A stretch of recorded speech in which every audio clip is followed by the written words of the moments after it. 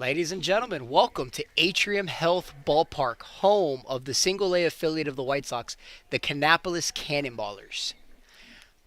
My name is Tim Siegel. I am the Director of Grounds and Facility Operations here at the ballpark, and I'm here to clear some dead airwaves for you guys today.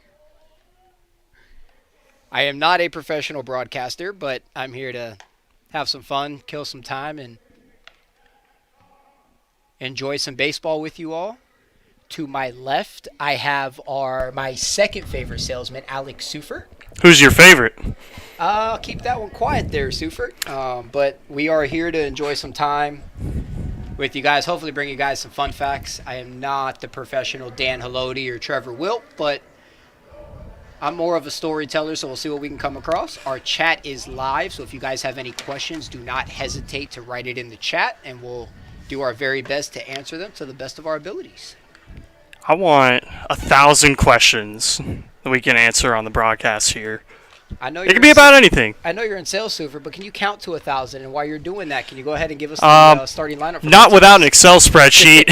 Usually that does all the work for me. But let's go ahead and start with the lineups here. And we'll start with the Washington Elite Generals out of Lexington, Virginia. Batting first, the center fielder, number 2, Jonathan French out of Atlanta, Georgia. Second, catcher, number 42, Campbell Charnecko out of Clifton, Virginia.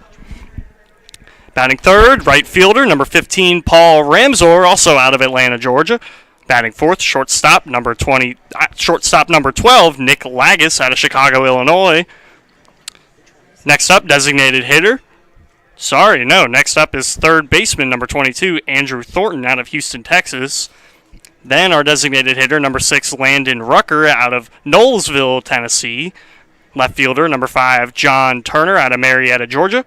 First baseman, number 17, Michael Carpenter out of Aurora, Ohio.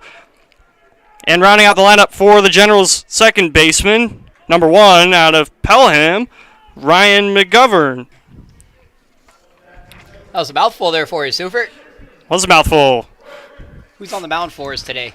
On the mound, that should be number 33, Noah Potholm, I believe. Let's take a look at that. His first pitch is out, driven to center field. That'll be a can of corn there. First pitch of the ball game, fly out. Junior right-hand pitcher out of Washington, D.C. for the Swarthmore Garnet. Good old D.C. I went out to Nationals Park last year. Took a nice little visit out there to see their ballpark. What'd you think of D.C., Tim? It's interesting. I actually liked the city out there. It was kind of cool, fun to be around, walk around. I like areas where you can, as that pitch is in there for a strike to Campbell Charnecko. But it's a fun city to walk around. There's a lot to see. It's definitely a place, if I advance to the big leagues, I would try to go to. A beautiful city. Of course, Nationals Park. 0-1 pitch in there, strike 2.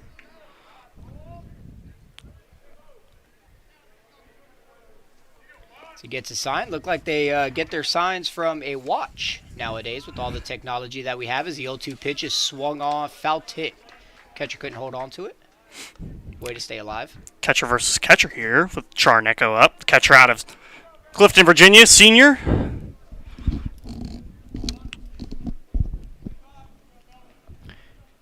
As the 1-2 pitch is on the way, bounced a couple feet in front of the plate. 71 miles an hour. We got our radar gun going up out there. It's a beautiful day here in downtown Kannapolis, North Carolina. He's staring at that Nova Credit Union sign in the outfield, wanting to put one over that beautiful sign. Said he drives it over past the third baseman, and that's going to be a base hit. Washington and Lee's got something going here to start off the game. It'll play Paul Ramsor to the plate. Junior right fielder out of Atlanta, Georgia, with a runner on at first. I went to Old Turner Field. I haven't been to the new one yet. I'll have to get down there and catch a Braves game. The only time I've ever been to Atlanta was the airport, so can't say I know too much about Atlanta. It's an interesting airport, too. As he steps off, looks like that was a called time by the umpire. He goes ahead and gets a sign, checks his runner, delivers. Pitch is grounded here. Pitcher's going to go over and cover, and We out number 2. PFPs right there. Doing a lot of those in spring training right now across the major leagues. Spring training's underway. Of course, the Chicago White Sox will be down in Arizona right before we kick off our season here at Atrium Health Ballpark on April 4th. Up to the plate now, that is Nick Lagos, the shortstop out of Chicago, Illinois. Maybe he'll get drafted by the White Sox. Yeah. Free agent signee possibly when he's done with his time at Washington. At least the first pitch is in there for ball 1. Shy City. Don't know if he's from Southside, though. He could be a Cubs fan. That would be terrible. As this pitch is grounded back up the middle. Washington Elise waving him around, and he should... Oh, he's going to get there! Plate. Ball gets by. Runner advances to second. Throw was just a little bit off, Tim.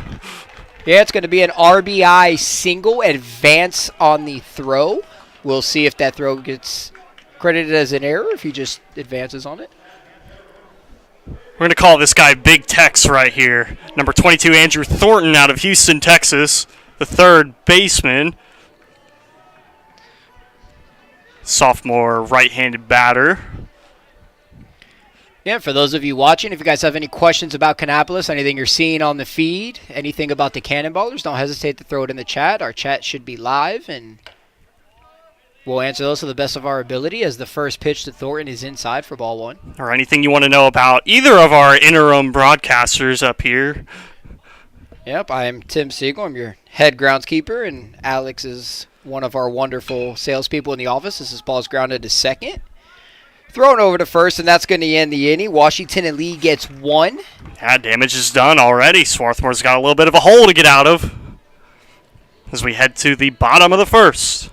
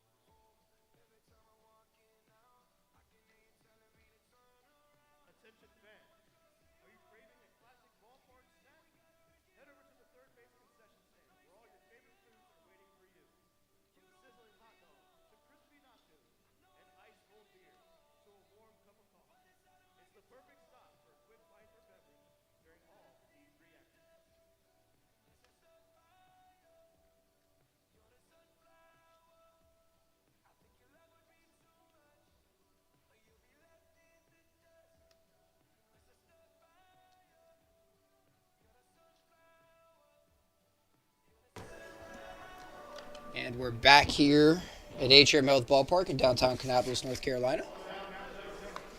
A little delayed here on the comments. We had to refresh the stream to get the new ones up here, but our good old friend Eli Fugit asked our favorite sunflower seed flavor. Sunflower seed flavor. Well, I'm from Maryland, and they make Old Bay sunflower seeds. Is that a flavor or a brand? I'd call it a flavor. Okay. Yeah, Old Bay dusted sunflower seeds. Gotta go with good old dill pickle. Ugh. Can't go wrong with dill pickle sunflower seeds. Especially if they are from David's, or I'm trying to think of the other brand. Portland pickles. Portland pickles are hilarious. Shout out to the Portland pickles. Hopefully we got a couple pickles watching the broadcast right now. If you're eating your lunch over on the West Coast. I've got a good one here, Alex. As being the director of grounds here, I was asked who my favorite grounds crew member is. Favorite grounds crew member? Is that my question or is that your question? No, that was definitely sent to me. Okay. And, of course, being the boss down there, you've got a lot of favorites, but my number one favorite is 1,000% Doobie. Yes, I do have a groundskeeper named Doobie down there, and he is phenomenal. Best worker, never talks back, never gives us any problems. He likes to eat dirt, though, from what I understand. He does like to eat dirt, and now if you guys are curious, Doobie is my dog. As Max Ruffwerg takes the first pitch for a ball. And on the mound for the Generals is number 29, Evan Blair out of Vienna, Virginia. Senior pitcher. Pitch is up and away. Alex, I've got two great questions here for you. Hit I'm going to me. make this with a two-parter. The first one is, what's your preferred airline? My preferred airline, I got to go Southwest. All day, every day. I'll fly Southwest anywhere. This pitch is up here. Leadoff batter here is go ahead in the count 3-0. And the next question, your part two, is, did Mark Andrews catch the ball? Nah, he's caught a lot of balls in his career. You got to elaborate just a little bit. I'm not entirely sure which one you're referring to, but I'm pretty sure we're talking about the playoffs here. Sorry to say. Well, he is one of the leaders of receptions for the Ravens. 3-1 pitch is up, and we're going to start off with a runner on first here. Leadoff walk. Now, Tim, how did your Miami Dolphins do this year? Or your New York Giants, sorry. Both teams I grew up watching. My dad was a Giants fan. My mom grew up down the street from Don Shula, and they did exactly as expected. Terrible. But that's okay. The future does not look bright if you're a Giants fan. It does not. So I'll take Mark Andrews any day. But at least I've seen a couple Super Bowl rings in my lifetime. So have I. I've seen two. David Alpern comes in from SoCal as we throw over to first to keep him honest. Cobb, Connecticut. David Alpert comes in with a question of asking about the buildings out there in right field and center field out there. So after this pitch is popped foul, it's going to get out of play. So the first building you guys are probably seeing in right field behind the foul pole, Towel City Tavern. That's our new building out there that opened up last year. Towel City Tavern is a wonderful brewery and restaurant. Great barbecue. I spend way too much money at Towel City Tavern, I'll tell you that. I will go there any day of the week. Love Towel City Tavern. Great partners with us out there. And then as that pitches or throw over to keep them honest again, above Towel City is our team offices up there, and then we've got apartments up there. Also our team store located right next to Towel City Tavern and the box office where you can go and purchase your tickets and say hello to some friendly faces. So that was ball gets through. Are we going to try first to third? We're going first to third. Throw's coming in. And he's going to slide in safely. Runners are going to be at first and third here with no outs to start at the bottom of the first. Firing up the dugout a little bit. Aiden Sullivan. That was the right fielder, number 20. Runner in scoring position. The Generals are in a little bit of a pickle here, as Max Beedling comes up out of San Francisco, California. Designated hitter. The other buildings you guys are seeing out there is the UNC Charlotte Research Campus, an extension, or UNC Research Campus, sorry. Yeah, a lot of schools out of there. UNC, Chapel Hill, NC State. I believe Duke is over there. I believe they do a lot of medical research out there. Yeah, a lot of it's nutrition-based as well. First pitch is up for ball one. Former site of the Cannon Mill, which was a massive mill down here in downtown Kannapolis. Throw over, keep them honest once again. First and third, little trouble stirring up here. Going to try to get a ground ball here. Oh, this guy's ready. I hope so, Alex. That's why he's playing. Pitch comes in outside. That's why Miami is the best city ever. Everybody's got those opinions out there. I was born and raised in Miami. Not the biggest fan in the world, but good enough. Will Smith made a pretty good song about Miami, so. This pitch is up. Of course, you got Mr. Worldwide. Mr. Worldwide. Straight out of the 305. This guy's from the other end of the country, though. San Francisco, California. What do you know about San Francisco, Tim? The Giants play out there, and they've got a beautiful ballpark from what I've heard. Is that will walk the bases loaded here. We'll see if we get a little mound visit to settle him down a little bit, get a little regroup, as we will. Pitching coach on his way out, see if we can get some settlement going on.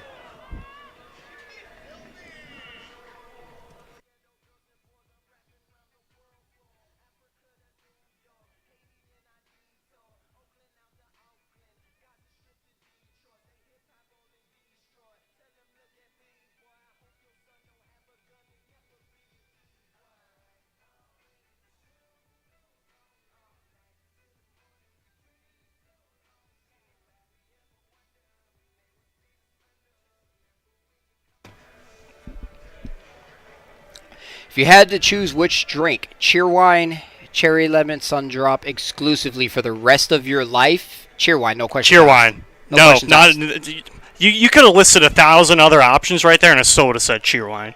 Yeah, no questions asked. As Pierce Belfield comes in and says, favorite ballpark snack, loaded fries or nachos? 100%, no questions asked. And then obviously, my wife will tell you it's popcorn, but I don't eat that at the ballpark. Now, popcorn, I'm a popcorn snob, if you will, so I have to go popcorn there. Chocolate chip cookies. For a ballpark snack? Absolutely. Now, they do make some pretty good chocolate chip cookies here at the ballpark, I will say. You need some milk. No, just take them straight up. All right, as Matthew Silvestri, sorry, whoa. Takes first pitch down in the dirt. Bases loaded here with no outs in the bottom of the first. Washington and Lee got one in the top of the first. And we're looking to do some damage here with Swarthmore. So the 1-0 pitch is up and away. Looks like Washington and Lee is going to get some action going down in their bullpen. We'll get a number on that when we can. But right now it is still Evan Blair on the mound trying to get out of this little jam. No outs. Bases loaded. Make that 3-0. Struggling to find the zone here a little bit.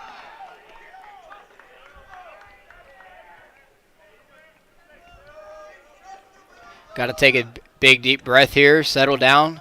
Don't want to give him anything fat to put out there, but definitely want to get a strike in there. As the 3-0 pitch is on the way, and it's up, and he walks in a run, ties the ball game. Bottom of the first, little bit of struggle on the bump here. Is going to take his walk around, try to catch his breath. See if they get their pitcher of the bullpen here moving up a little bit. Still haven't caught a number to see who's in there yet. There are quite a lot of people here at the ballpark. I don't know if that's rattling him just a little bit, but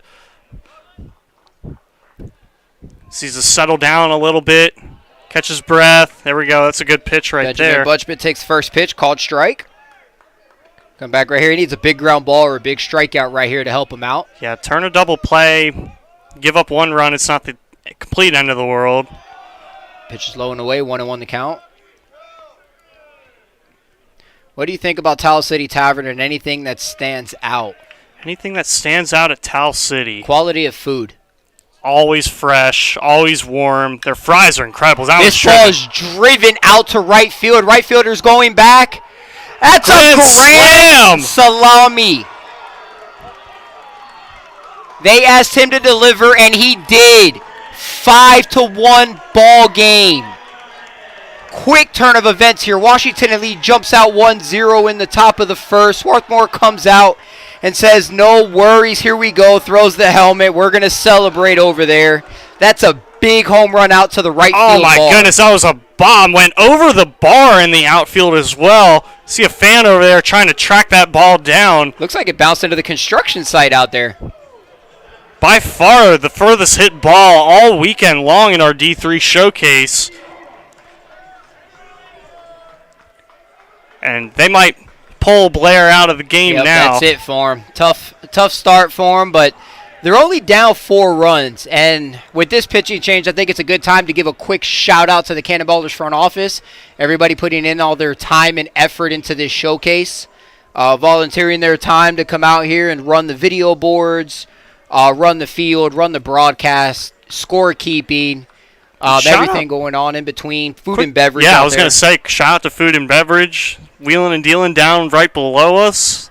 Long days, but we're happy baseball is back here in Kannapolis. I will say this. We had a first this week. I don't think I've ever pulled a tarp for a snowstorm coming in, but we had quite a bit of snow on the field Wednesday going into Thursday. Surprisingly, Alex, this was like my 5th time seeing snow. So I've never done it either, and it's my job to figure out how to handle it. But we did. We got through it. We had snow on the field on Thursday. Now, who was that new friend that we had, or the new hire from our grounds crew? It was a little bit shorter of a fella. Would that be my son? No. It wasn't your son. It was the snowman. Oh, we did have a snowman. We had snowman made out there. His name is Divot Dirt. If you go on my Twitter, you'll see him. We created snowman to pass the time while the snow is melting. But while we have this pitching change here, we're going to take a quick break, and we'll be right back.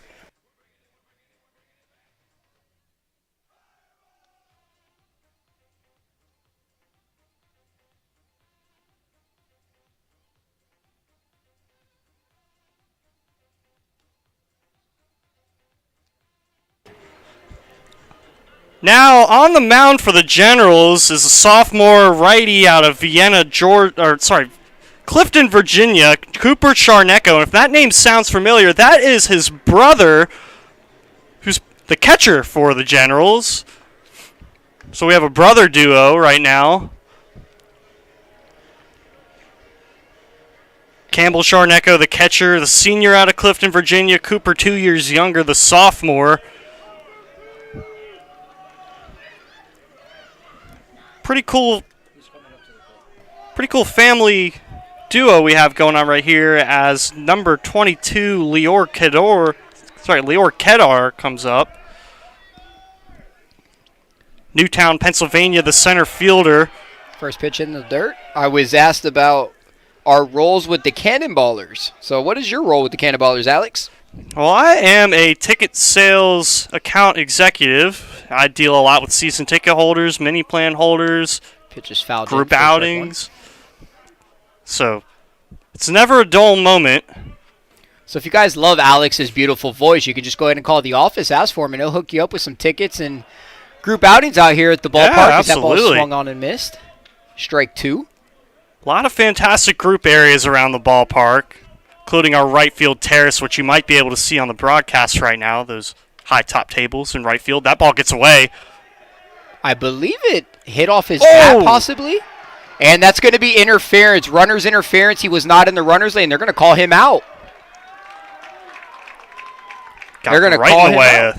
That throw going to first base. You've got your 3-foot runner's lane. That's the extra line that is there to the right of the foul line. And when a ball is out there in front of the plate area, you have to run through that lane so the pitcher, catcher, whoever's fielding from that side has an angle to throw to the first baseman. Typically, the umpire's call as the first base umpire, the plate umpire's call as the first base umpire is watching the throw and the out being made, and that's what they've got him for. So interference there by the batter runner, and that's going to be the first out of the inning. And as the freshman first baseman Zach Kahn comes up to the plate out of Austin, Texas. First time seeing action this weekend for Kahn. His first pitch is down and away for him.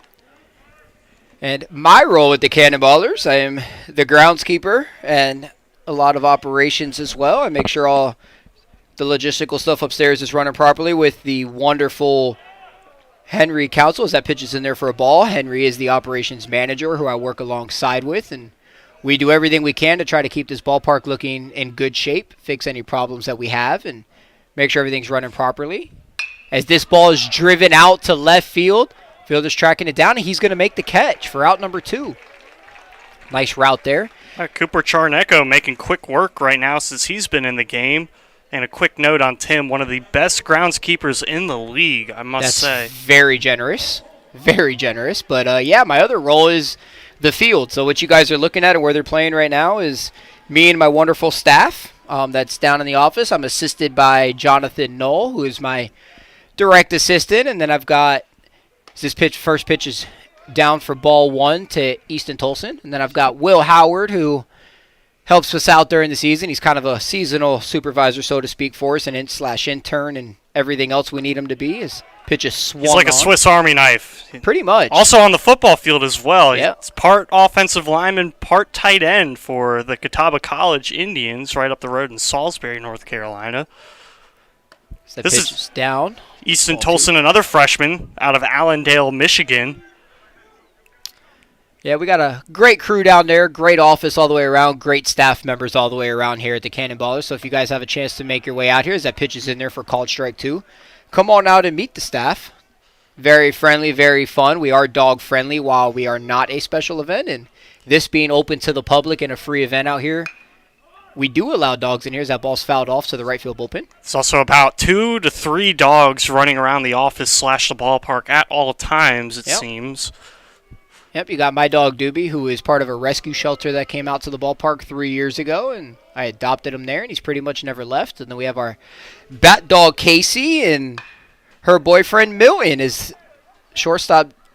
Comes up with that. Oh. First baseman can't pick it. Runner's going to go over to second. A little bit of an awkward throw there, too. Yeah, trying to get it through the diving third baseman. So runner will advance to second base as number 24, Nate Kittredge out of Alpharetta, Georgia. The second baseman comes up to bat for the Garnet. Another freshman. Fun things to do in Kannapolis. Well, This is the number one. Yeah, this is the number one. This was part of a big revitalization. It used to be a textile mill out here. We're actually built on the textile mills, and textile mill shut down back in the late 80s, early 90s, and the city kind of took a little bit of a dive for a minute as the first pitch to Tolson is up and away for ball one, and they built the research campus out there to try to help it and drive people in. Small businesses started way out there across the street from us, and then the ballpark was built. And while the ballpark was built, more businesses came in as that ball's in the dirt for ball two. And we've got a local restaurant, Chop House, across the street. They've got wonderful food, a great bar, great bartenders out there, great place to have a drink. Incredible coffee shop out there as well. Yep. Local Patriots out there. Eat Cakes Bakery. What you see here, Atrium Ballpark was built, 6 years ago? Supposed to open in 2020, but due to COVID, we opened up in 2021. That building in the outfield just got completed last year, as Tim mentioned earlier. So downtown is really coming along. And then we have a slot car track across the street, which is kind of cool as that pitch is up. Alex, being a big NASCAR fan, I'm sure likes it out there. They've got some slot cars out there. You can do some slot car racing and tournaments. It's pretty cool. I've been down there once, have not seen cars running, but it was pretty cool as the 3-1 pitch is on the way, swung on and missed for strike two. That'll make the count full. I'd be amiss if I didn't mention the statue of Dale Earnhardt right down the street as well here in downtown. The greatest race car driver of all time was born right here in Kannapolis, North Carolina. 7-time champion. Yes, he actually owned the Intimidators, which was bought by ownership. As this ball is a can of corn out there in right field, but he owned the Intimidators at one point, which was his nickname, hence the name the Intimidators. And unfortunately, he passed away at Daytona and did not get to see the team's first game. So we bought the team late 2000. Name changed over to the Intimidators, and in 2001, we lost Dale Earnhardt. And never saw the Intimidators play with his name. No, but the legacy still lives on. He is definitely still remembered out here, and he means a lot to the city. Everybody likes him. His bar is actually still at that gas station. It still exists. He up in Landis, North Carolina. Yep. Local bar that's inside of a gas station. Pretty cool spot if you're out here. Nice little quiet landmark. But as we head to the top of the second inning, we're going to go ahead and take a quick break here with Swarthmore leading 5-1 here in Kannapolis.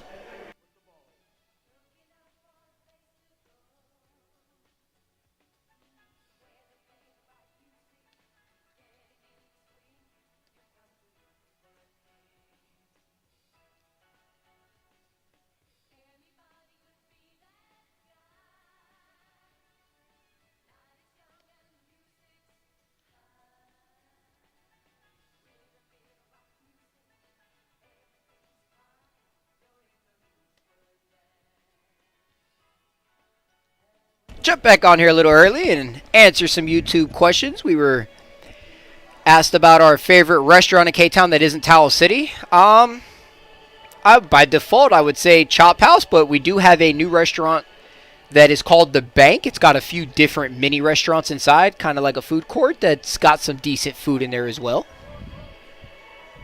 You're looking for hibachi sandwich.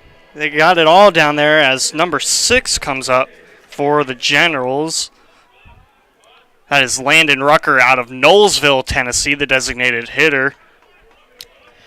Was asked who our favorite player of all time for the Cannonballers was. That's a tough one. Being on the field, that's hard for me to pick.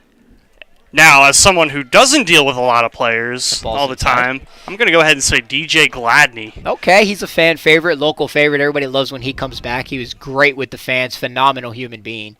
Can definitely see him being up there. as that ball hits him, and we're going to have a leadoff hit by pitch here in the top of the second.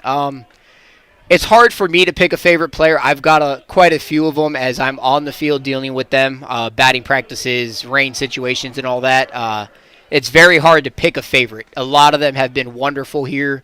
A lot of them I still communicate with from time to time as John Turner comes to the plate with a runner on first. Yeah, the junior out of Marietta, Georgia, looking to do some damage. The bag policy for the ballpark. Now, we don't have a clear bag policy, but all bags are subject to search at the gates. And we do have a list of prohibited items on our website, so feel free to go to kcballers.com, get familiar with that list. Pitches that is in the first something strike. they all check for at the gates, our incredible security staff. Yep, and like we said, if you're listening and you're in the area, this is a free event as we keep the runner honest over at first. This is a free event, so you're more than welcome to come by, bring your dog, bring your family, enjoy the first baseball of 2025 here in Kannapolis. And when there's absolutely nothing going on at the ballpark and it's a random Wednesday afternoon, you can still come and walk around. This ballpark is a public park. Sunrise to sunset, essentially. Pitches in there for a strike. Yep, come by, say hi to the grounds crew, say hi to Doobie. You'll catch him crawling around. If you didn't hear earlier, Doobie's my dog. And he loves his friends that are out here. We might even catch a glimpse of our bat dog, Casey Betty, as we throw over to first again. Keep getting asked about on the ground level. Not sure many people know what that is anymore. That was 3 years ago. We did a couple episodes called On the Ground Level of fixing the field and doing some field renovations. I think we need to bring that back because that one's ripped over to the third baseman. He has a chance for two here. 5-4-3 double play. Wonderful turn there started by the third baseman for Swarthmore. Way to get out of a leadoff hit by pitch. That's always a pitcher's best friend. I've been asked to bring it back. We'll see. We're going to get a new addition to the staff with a new director of video production. So if he's interested, we might see about bringing it back. But I definitely have some stuff on Twitter, and you can definitely see some stuff on the Cannonballers page from time to time. It's always good to go back and rewatch those old videos. As a senior out of Aurora, Ohio, Michael Carpenter comes up. Swings and misses the first pitch. Here's a great one, Alex. You'll love this one. Thoughts on the gold jacket man, Trevor Wilt? Gold jacket man, Trevor Wilt. The only word I can describe Trevor as is crazy. Insane. Pitches in there for a ball. I mean, he's an animal, though. I mean, he's a grinder. He'll do absolutely anything you ask him to do, and he's incredible with the fans. Overall, just incredible guy. This pitch is fouled back on the third base side. The one thing I could say I always say about Trevor is, and we can always say we're biased because we work here and this is who pays our bills, but Trevor Wilt is the best in the business for entertainment. You're not going to go to another ballpark that has the entertainment that we have here. Trevor is phenomenal with going with the flow and figuring things out as they pop up. As this ball is dropped in there. Oh. Great play by the first baseman to stay on the bag for the third out of the inning. We'll get back to Trevor Wilt here in a few. 5-1, headed to the bottom of the second here in Kannapolis.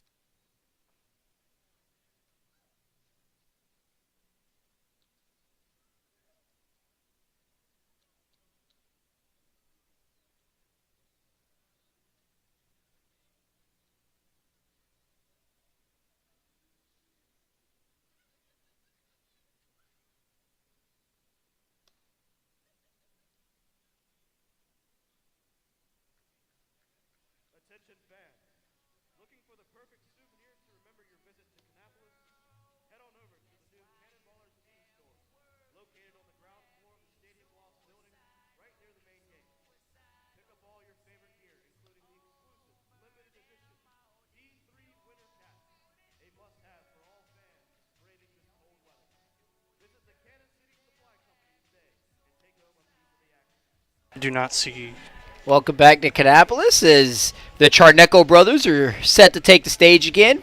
Yeah, Brother-catcher combination. They were kind of cooking there at the end of the first inning once Cooper came into the game. And we've just learned that Washington and Lee has an amateur race car driver from the chat. Yeah, Jack Belbot, the senior outfielder pitcher out of Baltimore, Maryland. Well, look at that. That's right there for you, I mean, he just checked two boxes right there out of Baltimore. I mean, I'm just west of Baltimore in a little town called Sykesville, Maryland. I mean, he likes racing. I mean, that's you right there. Is Swarthmore takes the plate here. His first pitch is up for ball one. If you guys are just tuning in, we're here in downtown Kannapolis, North Carolina, 30 minutes north of Charlotte. I'm Tim Siegel, head groundskeeper, along with Alex Sufert, ticket sales rep for the Kannapolis Cannonballers, here having some fun. Now let's go back to Jack real quick. I hope he's a miss. Ravens fan. I hope he's Say not. that. I hope he's not, just for your sake. Well, if he's a Steelers fan, he'll probably get kicked out of Baltimore and told never to come back. Don't like black and yellow. That pitch is in there for a called strike, but we're out here having some fun, clearing some airwaves out here. So if you guys have any questions, drop them in the chat. We're doing our best to answer them all to the best of our abilities. Already back to the top of the lineup with Max Rothward. As that Shortstop. pitch in the dirt, it's going to get to the backstop. I was asked who the GOAT is, LeBron James or Michael Jordan. Michael Jordan, easily. What are we going off of? I'm just going off of the stats, really. I mean, Michael Jordan, how many championships did he win with Chicago? And he was a baseball player. I mean, That he was. The LeBron, he's LeBron was just a a football one-sport player. athlete. No, he played football. He played football and hockey, and he was a I'd love boxer. to see him out on a baseball field, though. So fun fact, definitely not going to be able to do it. But fun fact about LeBron, at one point his hands were licensed, and that's why he never got into real brawls in the NBA, as that pitch is fouled straight back. Count remains full. But, yeah, that's a hard one to pick. You're not comparing same generations. You're comparing somebody that was in a very physical era versus somebody that's not in a very physical era, and things have changed, rules have changed. It's very hard to compare that. You can even go back and say Wilt Chamberlain might be the GOAT. You could, or Bill Russell. He's got 10 rings. Bill Russell. As the 3-2 pitch is on the way, swung on, driven out, shortstop's there. Throw across the diamond. That'll be the first out of the inning. Routine play there. Here's a fun question. Who wins in a fight, Boomer or Timmy Gator? Timmy Gator was the old mascot of the Intimidators. Now, Timmy Gator, I will say, he's got some years on Boomer. He's been around. I mean, grew up in the swamp. He's been retiring, so we don't know really what he's been up to. He could be practicing right now, for all we know. Being a Florida boy, you don't rest with alligators. You can't sleep on a gator. But I will say, Boomer's got a nice helmet on him, so his head's protected. He's got goggles. As the first pitch to Aiden Sullivan's in there for a called strike. I think the only person that might be able to take down Timmy Gator is Steve Irwin. I mean, he kind of made a career wrestling crocodiles and alligators. And swung on and missed on an 86-mile-an-hour fastball. Strike two, 0-2 the count here to Sullivan. All the crazy creatures from Australia. Yeah, it's always a fun time as the 0-2 pitch is on the way. Left up top, 77. Looked like a breaking ball that just didn't break. I think both of them would win in a fight pretty easily over Bo the Weevil. Definitely, Bo. Went back when before the Intimidators, they were the Piedmont Bull Weevils. As that pitch is swung on for strike three. Quick at bat for Sullivan. That will bring up Max Beedling. Charneco brothers out here going to work on the mound and behind the plate. They always say brothers have great chemistry, and it's great to have a family set to go in baseball here, and it's definitely showing. How many pitcher-catcher duos have you seen that are brothers in your time, Tim? So that first pitch is in there for a strike. Not many. I've seen a couple at the college levels when I was umpiring college baseball, but not many. I'm not sure if there's ever been any in the big leagues. That'd be a good stat to look up, as that's in there for a called strike two. Either way, this is a pretty cool moment for the Charneco family, whether you have family watching on the broadcast right now or here at the ballpark. I hope mom, dad, everybody else involved is proud. We just got told that Brian Booth, the third base coach for Swarthmore, can take down Timmy Gator. Well, I'd love to see that happen. I'm sure I can go wake up Timmy Gator. He's sleeping over at the offices somewhere. We might have to make something happen in between innings, possibly. Walker Brook, our beautiful sales rep over there, is looking over excited. Maybe he could go get Timmy Gator. Now Walker, Texas Ranger. One of the part of the dynamic sales duo we have here. He handles all the season Patty tickets. Ice. Patty Ice. Some new additions. Grounded to the pitcher. Nice little PFP. He bobbles, gets it over, still makes the out. Way to recover and hold on to it. After a first inning grand slam, 5-1 ball game still here. Charneco's dealing as he comes out of here, and we're headed to the top of the third here. 5-1 Swarthmore, and we'll be right back here in good old K-Town. Attention fans, are you looking for the best sit-down meal in Kannapolis?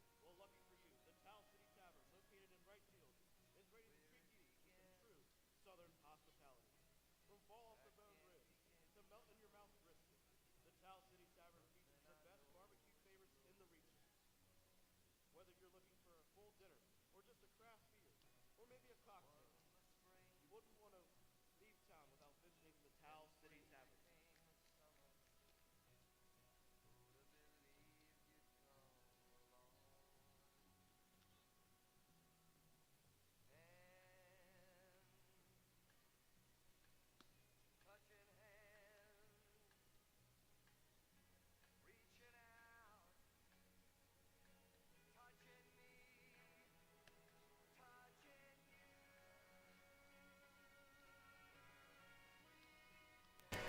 We are back live at Atrium Health Ballpark, top of the third inning. Here we go. Some of the Charnego family is watching from Lo de Marcos, Mexico. There That we is go. That's phenomenal. awesome. That is awesome. Shout out to you guys. Hope you're enjoying everything. If you have any questions, God, throw it down in there. to be in someplace warm right now. Mexico sounds incredible. Oh, this is perfectly warm, Alex. Oh, We this were is just beautiful baseball. This is the best baseball weather you can ask for. I It was mean, 18 degrees this morning when I got in. yeah.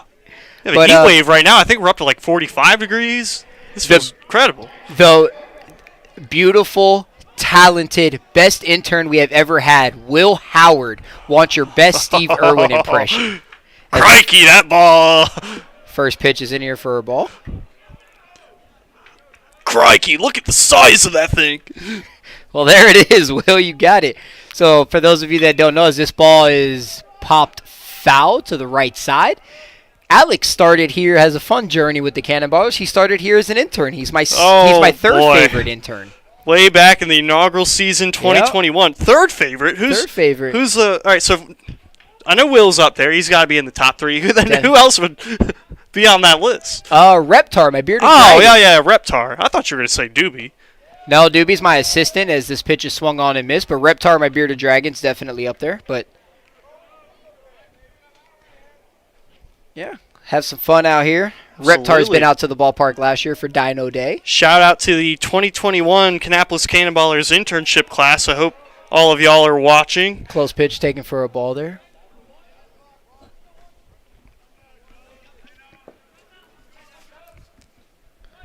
This is Ryan McGovern for the Generals. 2-strike pitch, swung on, dropped by the catcher. He's going to have to make a throw down to first. Gets the out there. Freshman out of Pelham, New York. Will bring us right back to the top of the lineup with Jonathan French out of Atlanta, Georgia, the center fielder.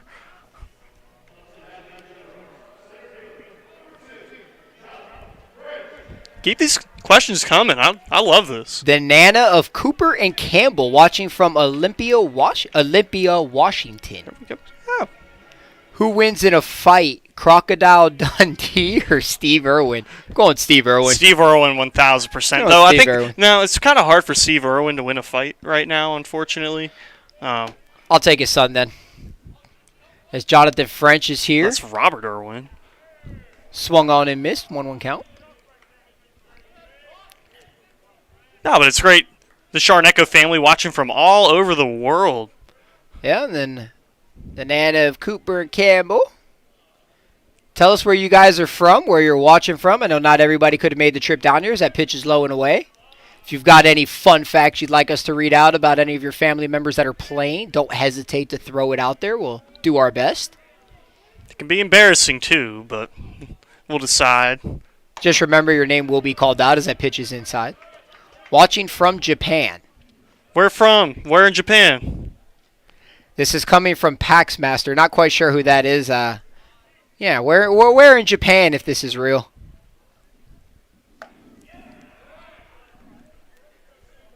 French has got a full count here, 3-2. Let's have it a little at bat here as we get our pitch from, I'm just going to call it the Apple Watch. Not quite sure what they call it out there, but anyways, we foul this one back. Nice little battle going on here. A lot of technology in baseball now. The pitch clock. Too much.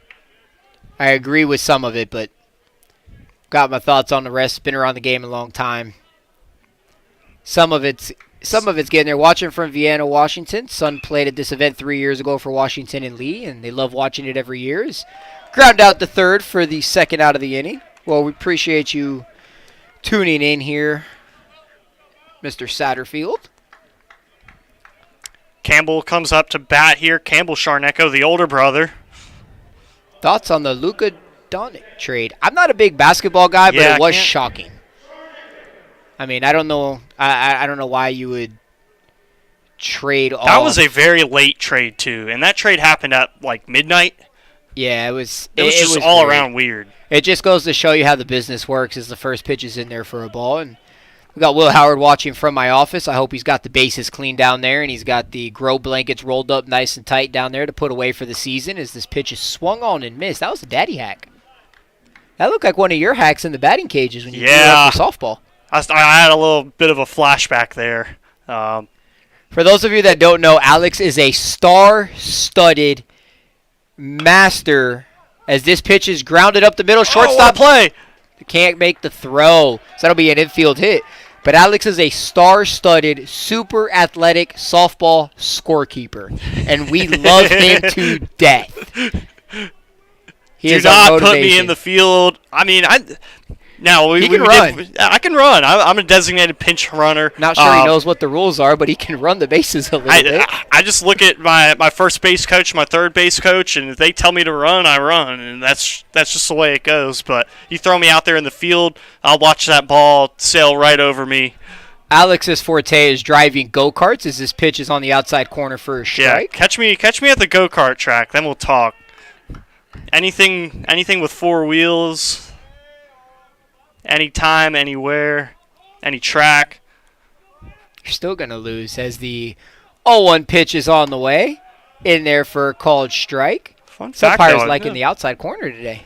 I mean, I did beat Denny Hamlin once, if anybody knows who Denny Hamlin is. Was this a video game? Oh, no. This was right down the road at Trackhouse Motorplex. Favorite musical artist right now? Hardy. I don't think he's listening, but I'm going to go with my own employee, Gavin Bird, as this pitch is away for a ball. I don't really have one. I listen to music, but if you told me a song, I couldn't tell you who sung it. I just kind of have it in background noise and when I'm on big machines. I like the country music. I like old rap as that ball's in there in the dirt. And yeah, maybe a little bit of DMX. I mean, try to go out there at first as a Dr. Dre. presentation. Yeah, I love the old school rap. I'm a big old school rap guy, big old school classic rock guy. But when it comes to artists and all that, I really don't have a clue. But fun fact, and you'll make fun of me for this one, Alex, I'm giving you some ammo here on me as the 2-2 pitch is on the way. Pop straight up. Catcher's under it, and that's going to end the inning. I guess you're going to have to wait for the ammo here for a few minutes, Alex. We'll be right back here in Kannapolis. Swarthmore leading 5-1 headed into the bottom of the third.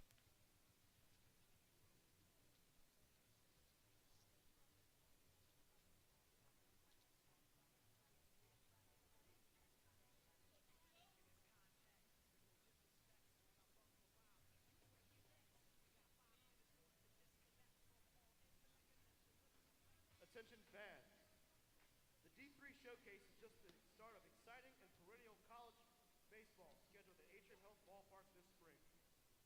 Join us next Friday, February 28th, and Saturday, March 1st, for the West Virginia Mountaineers as they take on the Queen Royals.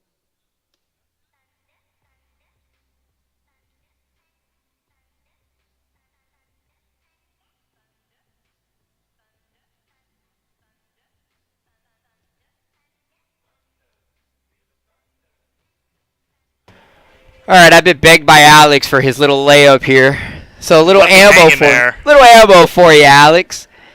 I'm not going to say they're my favorite musical artist, but I am going to the concert of my celebrity crush, and that would be Shakira. Shakira? Oh, yeah. You better believe it. My wife said, we're going to the Shakira concert in May, and I said, what? She said, yeah. I was like, all right, you ain't got to tell me twice. I probably should have put two and two together. You do look like somebody that would listen to Shakira. Oh, yeah. All day, every day.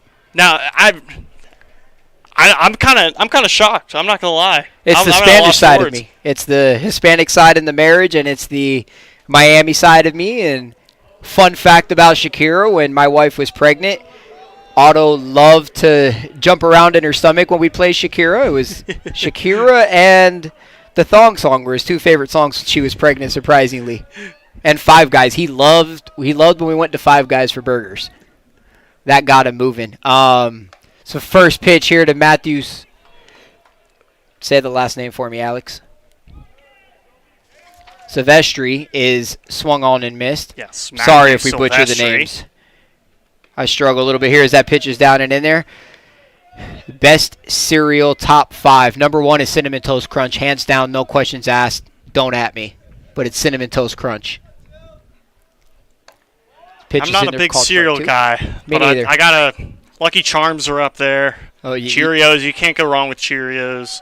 Yeah. Just standard. I mean, I don't do all those flavors. I know they have like Honey Nut Cheerios out there. Count 2-2 here to Silvestri. Alex runs around the office when he has his Lucky Charms and says, "You'll never get me Lucky Charms." And they've never gotten me.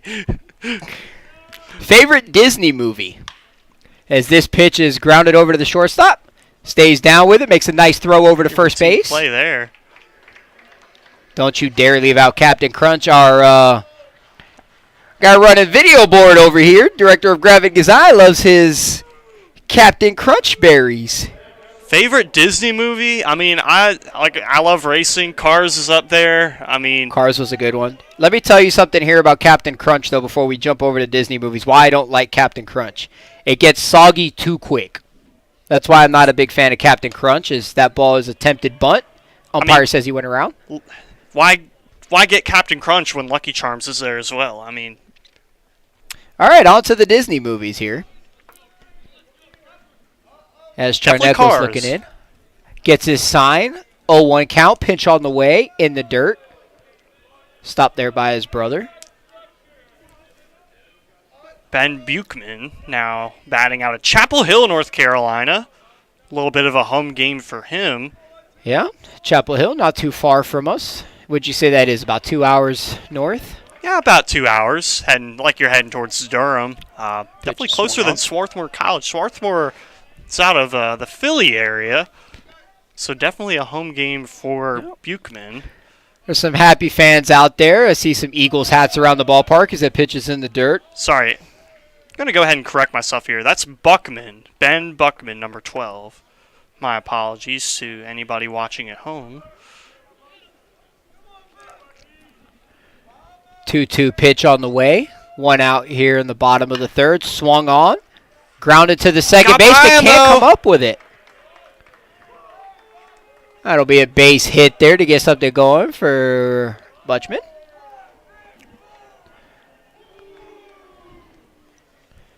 If you guys are ever wondering what to do with some events out here, we got our wonderful events coordinator, Brittany Stamey. She runs the Kinetic Club and all the special events that we do out here in Atrium Health Ballpark. You can even rent Tim's Field.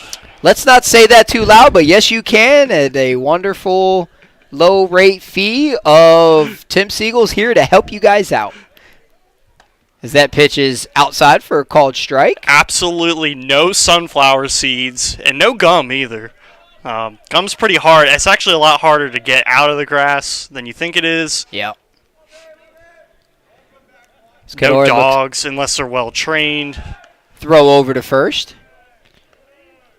David, I apologize. If you weren't listening earlier, it's groundskeeper and our sales rep from the office just out here having some fun, clearing some airwaves, enjoying some beautiful baseball out here. Speaking of baseball, this is Lior Kedar. Pitch is up. 2-1 count.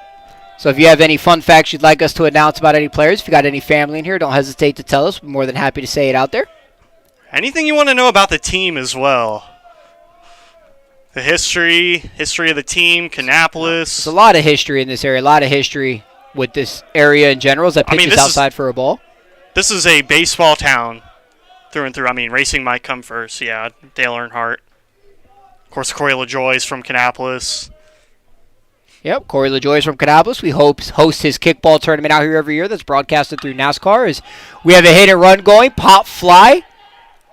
Runner's going to have to retreat back to first. Second baseman's under it. He's going to make the catch for the second out of the inning. Brings up Zach Kahn out of Austin, Texas.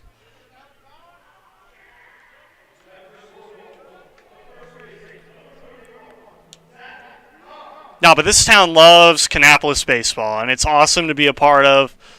Every single game here, I mean, they get into it. They bring the energy. I mean, the playoff games we had back Phenomenal. in September, absolutely phenomenal.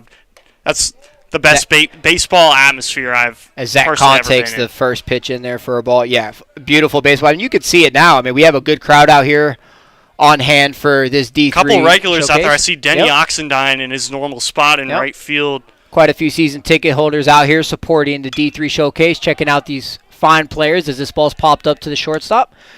Looks like it should be the third out of the inning as Swarthmore is leading 5-1 still. Washington and Lee's going to come in here for the top of the fourth to see if they can't scratch up some runs here in downtown Kannapolis. Don't go anywhere.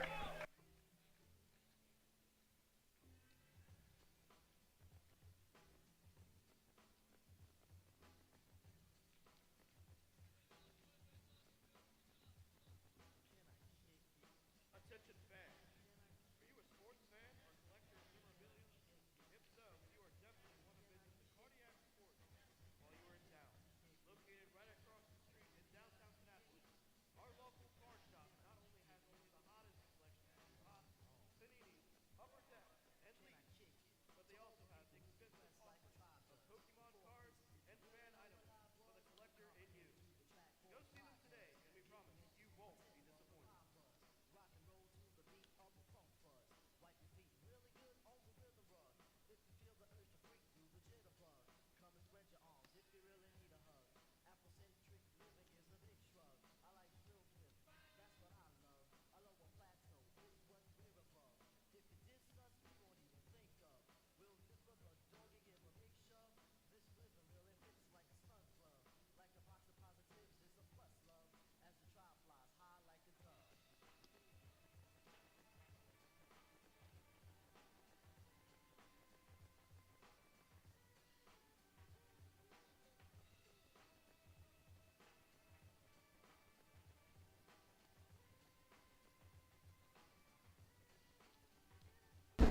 We are back live at Atrium Health Ballpark as we head into I believe that's the top of the fourth inning.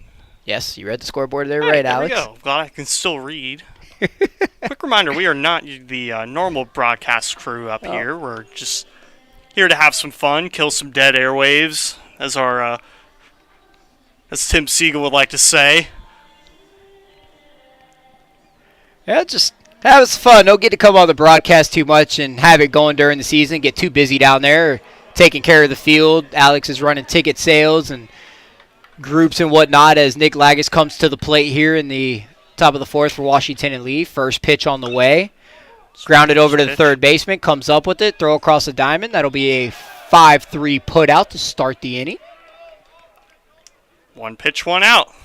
This is how I get my fix of talking about baseball and enjoying my time, seeing the questions and what the viewers have to say. And this is definitely one of the more fun events we get to have all season long, the D3 Showcase. Yeah, it's a little chance more for all of us free-flowing. in the front office to just have some fun. And, we're not selling tickets or anything. So, So Andrew Thornton comes to the plate. First pitch to him is in there for a called strike. Yeah, we're all in here. The whole front office staff is out here volunteering that time to work and learn other people's positions. Everybody's taking on some different roles that they wouldn't normally do and get ready for the season as this pitch is driven out to right field. Can of corn there, second out. 3 pitches, 2 outs. Great way to start. We appreciate the support there, David. Love seeing the support from everybody out there. brings up Landon Rucker out of Knowlesville, Tennessee, the designated hitter. And again, if you guys have any questions about the ballpark, the field, ticket sales, group sales, anything in Kannapolis, Charlotte area, don't hesitate to ask us. It's the first pitch to Rutgers down in the dirt for ball one. 81 miles an hour there. I like how it says 81.44. Or 81.4, sorry, that's top of the fourth. Top of the fourth inning, someone goes 77.0, but That's always got to be interesting when it's up there. wonder what the pitchers think when they look up and they see their speed broken down in the decimals. As somebody that pitched one time and a long time ago in high school baseball, I never liked looking at the radar gun as he swings and misses at that one because, number one, I couldn't throw very hard, but number two, it makes you want to overthrow. And it's not all about... Sure. It's not all about... It's more about speed, control. It's yes. not speed.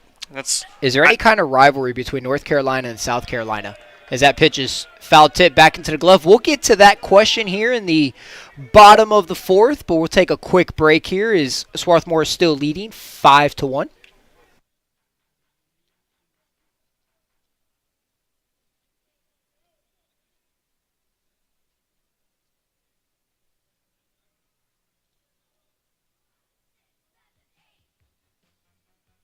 Attention fans, guarantee your tickets to opening night and 9 other premium Cannonballer home games with a 10-game mini plan. Each package is only $120 and includes a fantastic infield box seat for every game of the package and access to VIP events throughout the season.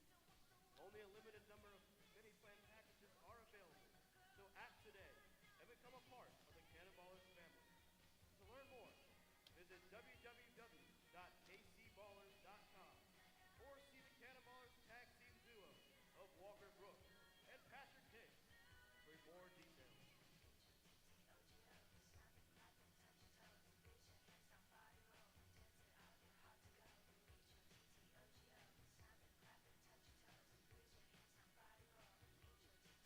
Welcome back to Atrium Health Ballpark. After a quick top of the fourth, we'll get the Garnet up to bat here in just a second. Yep, and we got asked if there's a rivalry between North Carolina and South Carolina. Not too much other than You have Duke and North Carolina rivalries. I mean, Yeah. obviously UNC and in South Carolina, I'd call that a rivalry. yeah. I mean, it's your typical stuff there. Nothing crazy that you would expect. In that manner. But Kind they're of like our friendly neighbors, to be honest. Yeah, for the most part. And then No bad blood. Michelle Watson says that the Campbell Charneckle wears 42 in honor of Jackie Robinson, and a lot of their cousins have a 42 tattoo. As Interesting. Easton Tolson comes to the plate. First pitch to him is in the dirt skipped up there for ball one. You have any tattoos, Alex? No tattoos, but if I ever did get a tattoo, Jeff Gordon. Well, that or maybe a crab.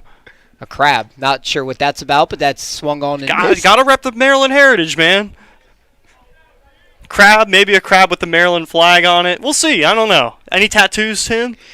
No, I do not. I have wanted to as the 1-1 pitch is up and in for ball two. Maybe tattoos you don't know about? Nothing? If I don't know what's on my body, Alex, we have a problem. But I have wanted to get a remembrance for my dad, but I have not done it because I am very picky about everything. And that pitch is popped straight up. Second baseman calls for the out. Yeah, I'm the same way there. If I ever got a tattoo, I want it to be perfect. I want it to be meaningful. So. And if I can't control what's happening with it as it's going on my body, I'm not doing it. But to each their own. I've seen some good ones out there, and we've got some people in the office that have some really great tattoos. Dream job other than what we're doing now as Nathaniel Kitteridge comes to the plate. First pitch to him is inside for ball one. What's your dream job, Alex, other than this? Ooh, dream job. NASCAR driver. Absolutely. Duh. Absolutely. I mean, that's an easy answer. Yeah. I mean, if I'm not driving, I mean, I don't have the brains to be an engineer for a NASCAR team, but that would be pretty cool. Yep. What about you, Tim? Well, I started my life wanting to be an umpire. Went to umpire school twice, was on the reserve list for the minors, and that's kind of what I wanted to do. But as this pitch is driven back up the middle for a base hit, if I was not, that's a big turnaround first, but he'll get back there, no throw. Oh, he got. If I was not in grounds, or if I quit grounds right now, I would probably try to find a coaching job. I love coaching baseball. I miss coaching baseball back when I was in Florida. But I think you would be a pretty dang good coach, Tim, as we go back to the top of the lineup with Max Rothwarg. I've got a couple travel ball championships, I guess you could say, under my belt. Not that means much. It's travel ball, but seeing the development of the kids is always great. Love seeing how it's going. And we got asked to compare Noah Podholm, the pitcher for Swarthmore, to a major league pitcher, as this pitch is in there for a ball. 2-0 the count. He's got a little sidearm action. Got a little three-quarters going on him there. Not quite sure who I'd compare him to. As much as I love baseball, I am here so much that I don't necessarily get into the details of Major League Baseball anymore, as that pitch is in there for a called strike.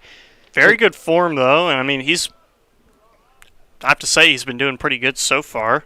Yeah, Only giving up one hit to the Generals. Both, or one run, excuse me. Both pitchers have done phenomenal. Generals had a little bit of a struggle there in the first.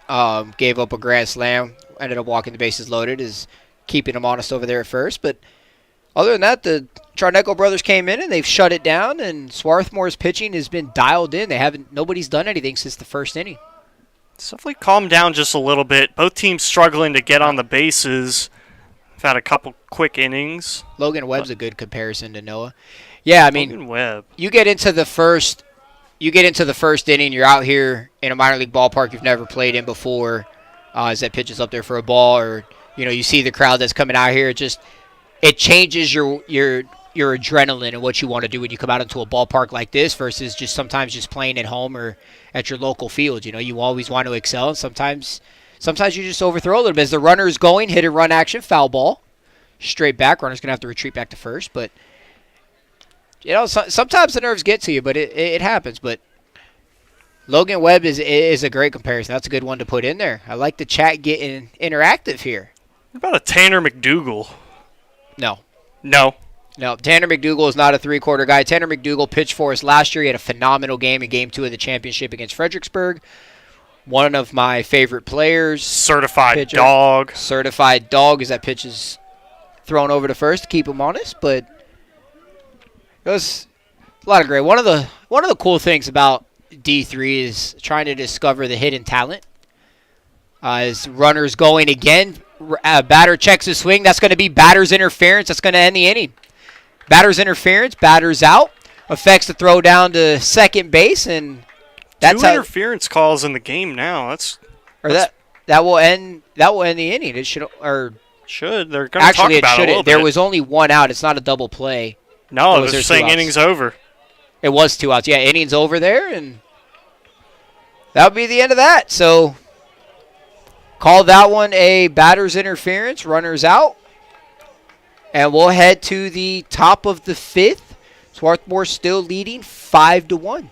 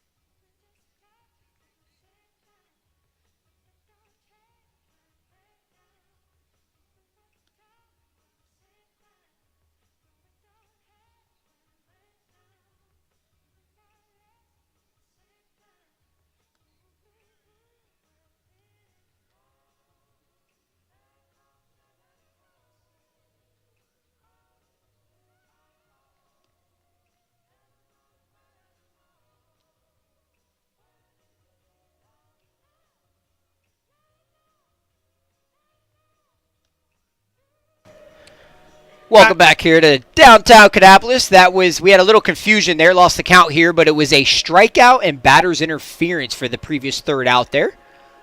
So if you're scoring at home, strikeout, and then batter's interference, runner out of second. Bring Noah Potholm back up to the mound, the junior pitcher out of Washington, D.C. See if he can keep dealing. Kannapolis, best restaurant of signature food. I'm not sure there's a McDonald's. That's funny. I'm not sure there's a signature food here. I know North Carolina is known for their barbecue, and there's quite a bit of barbecue around here. Tallahassee City's got great barbecue out there in right field, but it's the first pitch to Turner is in the dirt for ball one. I wouldn't say there's a signature food. Like a state food, North Carolina barbecue. Yeah, they take their barbecue real seriously. There is a lot of family-owned restaurants. There's a lot of small business here in Kannapolis, and as one of the questions said, as we swung on and missed there for Turner to move the count to 1-1. The draw for people to reside. It's a very small business community, I would say. I think you can agree there, Alex, with small business community. very tight-knit community as well, but it is a suburb of Charlotte, and there is a lot of development in the area. A lot of corporations moving down here. I can think of Eli Lilly off the top of my head. Shows butt, nothing doing. Yeah, Eli Lilly's a big one. They're on our scoreboard there if you look up at the top left. Amazon is around, so a lot of opportunities for work. Yeah. There's a lot of businesses are coming up this way as the Charlotte prices are increasing, as that one's fouled off. It's a little bit cheaper than Charlotte. Absolutely. So people come up this way for the prices of everything. A lot of people do reside in Kannapolis and work in Charlotte. But that's kind of it. Small town, family oriented. Coming from Miami, it was a little bit of a culture shock for me, but it's phenomenal. I love it out here as this ball's chopped over to the third baseman, throw across the diamond, and he makes the out. You know, if you put a football field, Alex, that's from the 30-yard line to the 30-yard line. I did not know that. That's what it is. But, yeah, I mean, Kannapolis is a great small town. The people out here are phenomenal. Family-friendly out here. Prices are pretty good. Now, some people will debate that are out here, but as things develop and things grow, prices are obviously going to go up, but nothing's too crazy as Mike Carpenter comes to the plate. First pitch to him's in the dirt. Also talk about the research campus as well. That's another big draw to Kannapolis. A lot of students, even any of all ages, really coming to Kannapolis. Ball's outside there for ball two, and Whataburger that is in Kannapolis is different from the famous food chain. Not the same. I learned that the hard way. So did I. So did I. Never forget, coming here for the first time and someone said, "Oh, let's go to Whataburger." I thought it was the coolest thing ever. No, Whataburger is a... I got my white paper bag and my food damn near fell out of it from the grease from it, but nonetheless, I did hear a Whataburger, and I think In-N-Out supposedly is coming to North Carolina. Yeah, we're getting a Whataburger. I know the one in Hickory, not too far away, is coming pretty soon. I don't know about In-N-Out, though. I didn't hear that. I don't know too much past Kannapolis or Charlotte. I know 3 roads, and it's how to get to the ballpark from my house. That ball's grounded up the middle. Nice pick up there by the shortstop, but he's not going to be able to make play. It's going to be an infield hit. Looks like he would have beat that out regardless of the throw. So that's going to be an infield hit there for Ryan McGovern. Or not Ryan McGovern, sorry. That was Michael Carpenter. Yes, Ryan McGovern's coming up to the plate now. Inside scoop, Noah Potholm was enjoying a burger last night. Shout out to PSC down there, our food and beverage. He said the burger was great. Always good when we hear that. As we have a runner on first, 1 out here, ball in the dirt. Nice stop by the catcher. Nothing doing over at first. Now, during Cannonballer season, all of you need to try the chicken on a stick. Coach Midkiff lives at In-N-Out Burger. Chicken on a stick, yes. By far, probably the best thing they make here. I have not had it, but yes, I have heard it is phenomenal. Oh, it's incredible. Not a big chicken guy, but... Now, if you're a health snob, I mean, and I'm not saying I am, but it's definitely not the healthiest thing you'll ever eat in the world. I mean, it's... What is healthy nowadays, Alex? Not much. Not water. I mean, yeah, even that's got all of its fun stuff in it. As this ball's going to get by the catcher. Runner will advance to second base. So runner on second here with 1 out in scoring position after that pass ball. Yeah, got by Ben Buckman there. Sure, that'll be ruled possibly as a wild pitch. Buckman's done a great job behind the plate, but that one just kind of got away from him. There's only so much you can do, at some point we've got to reach the glove there as that ball's in there for a strike. Again, pitchers have done phenomenal today from both sides. We're here in the top of the 5th inning. Favorite food at this ballpark? I like our nachos. Yeah, the nachos are very good. And you got to get them loaded. They'll put everything on there, cheese, veggies. Problem is, you guys are asking the wrong one because I've got my ground chop away from everybody and everything, and I cook down there. So a lot of times I'm just eating my own food. But when I do go up to the top, that ball's in there for a strike. I love the nachos. My son loves the ice cream. The ice cream is very good here. The chicken tenders are really good. Can make a good hot dog, hamburger. I mean, all your classic ballpark foods, they do pretty well. Swung on and missed. That's a big strikeout right there for out number 2. That brings us back to the top of the lineup for the Generals. Jonathan French comes up with a runner in scoring position on second. As some of the clouds start to roll in here, we're going to get some cloud coverage, but no weather in sight. Just basic clouds as we square around the button. Nothing doing. Ball one. And starting to get a little chilly now. Wind's picking up a little bit. Almost have to get ready to turn stadium lights on soon. Probably do that in the top of the 6th or so. Fun fact about baseball, you can't do anything in the bottom half of the inning that can change or alter the field or playing surface, unless it is demanded by the umpires due to safety. But now, does that go as far as like dragging the field as yes. well? I cannot drag the field in the bottom. It's always the top half of the innings. The only thing that might change for is the pitcher's mounds. You know, if it's a rainy day and the ball's in the dirt. If it's a rainy day and the pitchers, need something on the visitor side, then we're going to go out there and fix it. But theoretically, everything is done in the top half of the innings. And how did the Ballers season go last year? Didn't catch it. We had a phenomenal season. Best season yet for the Cannonballers since the name change. Yep. First half champions. First half champions. Played a wonderful game against Charleston River Dogs to end their.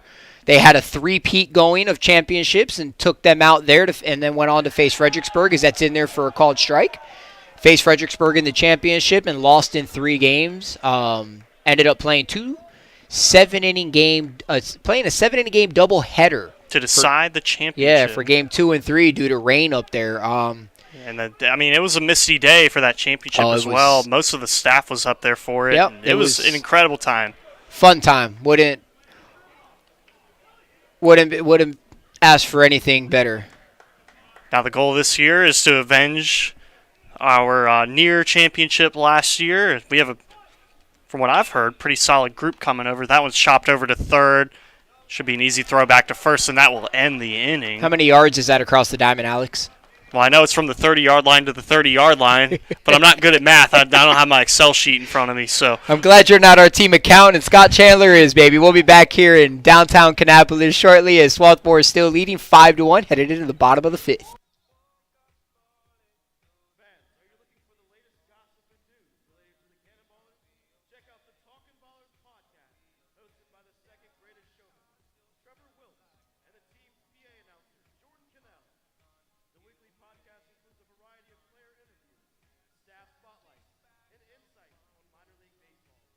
Visit Apple Podcasts, Spotify, or any of your favorite podcasting platforms and give them a listen today.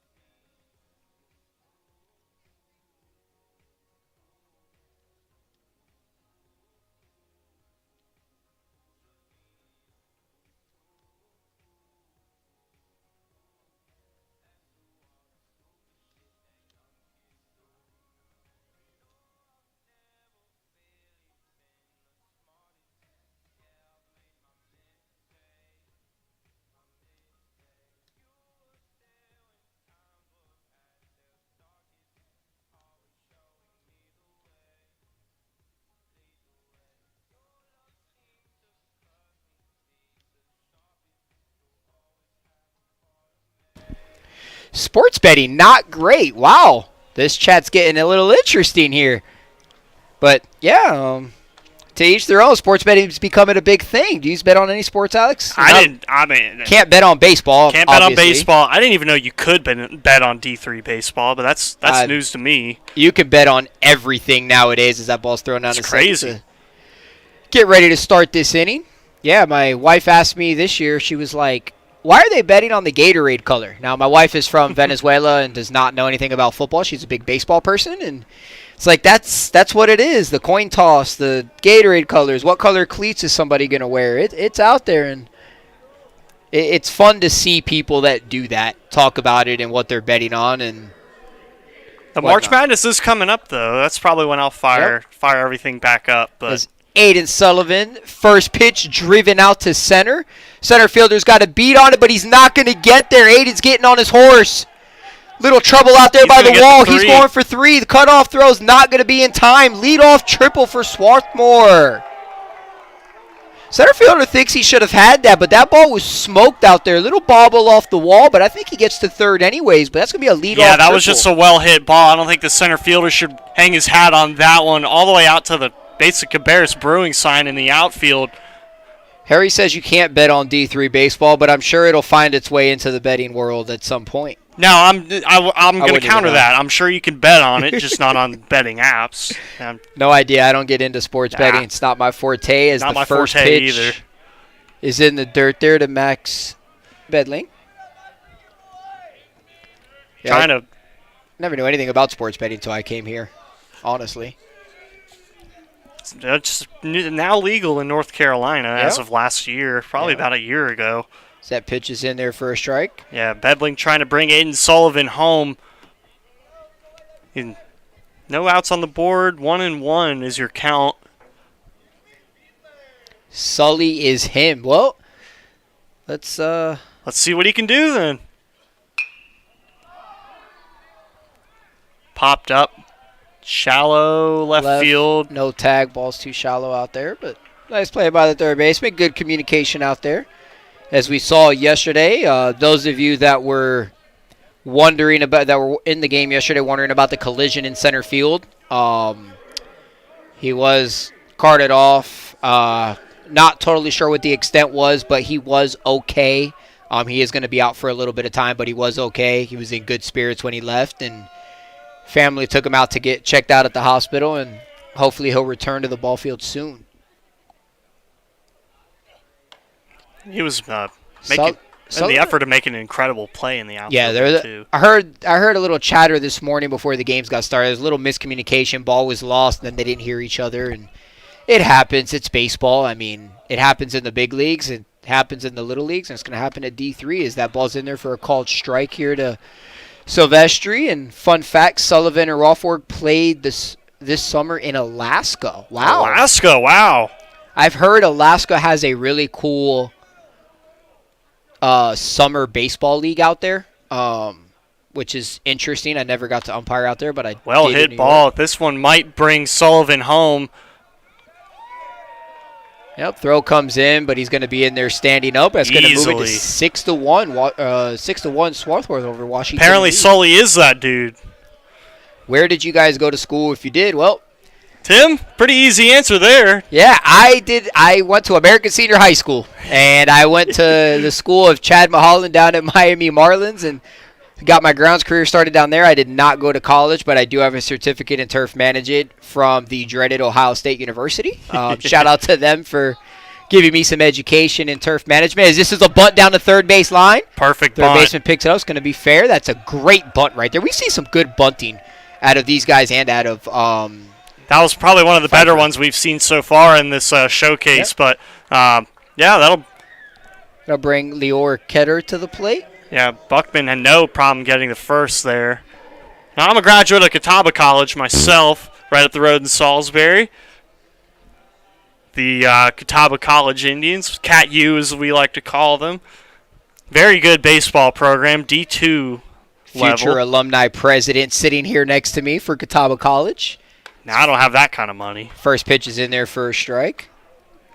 You don't need money to be the president. You just need money to run for president. Yeah, I guess.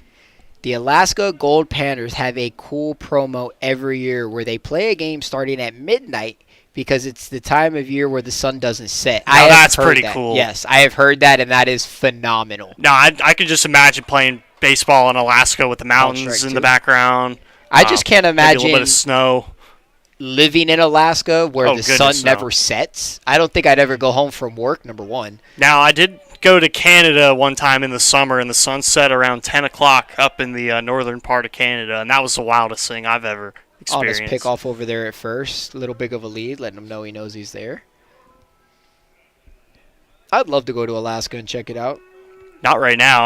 I want to know how cold it is in Alaska right now. Yeah, I'm not going now. As the runner takes off, ball in the dirt, throw down to second. He's going to be in there. Ball gets by. He's going to go over to third base there. Another runner in scoring position now, 2 outs. Shortstop couldn't come up with that. Looks like it might be. See how the official score goes with it, but looks like it'd be an error on the catcher for the throw. Could have gone either way there.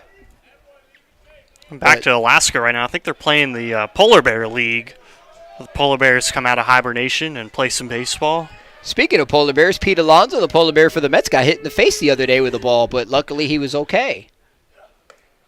As that pitch is up and away for ball 2. 2-2 the count here. 2 outs. Runner on third. Yeah, Kedar staying strong right now. He's got a little bit of a hole to get out of this at-bat, but I'm going to say he hits join a study out there, Alex. I'm going to make a call right here. CPI security. Pitch on the way. In the dirt. Little Juan Soto shuffle action He might going. not need to hit the join a study sign out there. Juan Soto, first at bat for the Mets, was a home run, only fitting for Juan Soto. Not watched any spring training baseball yet. I did work in spring training in Sarasota at the Orioles complex for a year. It's fun times. Shout out to those guys that are still there. Back Chris Davis days. That one's fouled.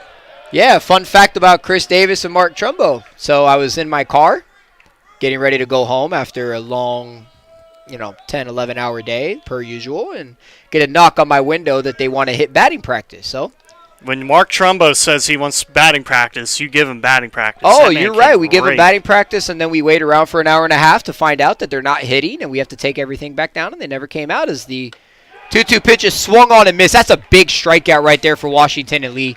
They do give up one run. It is 6-1 here, headed into the top of the 6th, but Washington and Lee does feel like they may have just gotten a little bit of momentum after that strikeout. We'll see how it pays off going into the next inning. We'll be right back.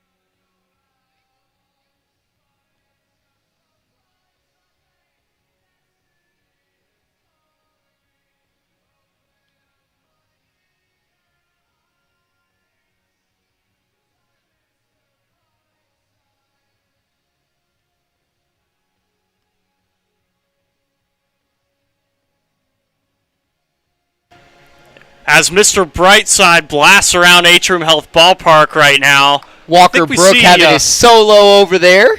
His karaoke moment. I was going to say, I think we should give him the mic. Fire this crowd up a little bit as we head to the top of the 6th inning. Hopefully Mr. Brightside brings a little bit of the sun back out, too. For those of you that don't know Walker Brook, he knows Mr. Brightside by heart, and he is our front office leading tarp slide second place champion. And first place will always be the great Austin McIntyre. Campbell Charneco takes the first pitch, ball 1. Yeah, we have a great video of him doing a tarp slide over the pitcher's mound to get some air last year. That was good times. Austin no longer with us. We wish him best wishes on his endeavors. Is a hot dog a sandwich? Oh, he as this pitch is driven out to center field is under, and he's going to make the catch for the first out of the inning. Well, it sounded like a really good hit. Is a hot dog a sandwich? 1,000% a hot dog's a sandwich. Yes. It's between 2 pieces of bread, and what's the difference between it being hot dog meat or being sandwich meat? It's between 2 pieces of bread. It's a sandwich. No questions asked. Don't at me. And I guarantee you've tried putting sandwich meat on a hot dog bun before, so that answers that question as well. The whole press box here yells at us saying nobody's put sandwich meat in a hot dog bun before. Well, I've definitely done it. I'm just gonna go out on a limb. That's a college meal right there. Yeah, that's the not very wealthy and we're struggling meal right there. I've done that plenty of times as he swing on and miss. Catcher can't hold on to it. 1-1 the count, but I have definitely done that. I am with you there, Sufert. Never thought I'd say that, but Yeah, I think the press box up here just needs to be cultured a little bit. As Paul Ramsor from Alpharetta, Georgia, back up at the plate. have you ever put a hot dog between sandwich bread? Is that pitch? I've definitely done that as well. When times are tough and you don't have any hot dog buns, I've broken out the sandwich bread and thrown a hot dog on there. I mean, it works the same way. I put meatballs on a hot dog bun. Is that not a sandwich? That's called 100%. A meatball sub. Yeah. A sub's a sandwich. It has its official name, so yeah, I guarantee it's a sandwich. Soft little grounder to the second baseman, out number 2. Brings up Nick Lagis, shortstop. I love that name. Lagis. Sounds like a hockey name. Well, he is from Chicago. The Blackhawks are pretty big over there.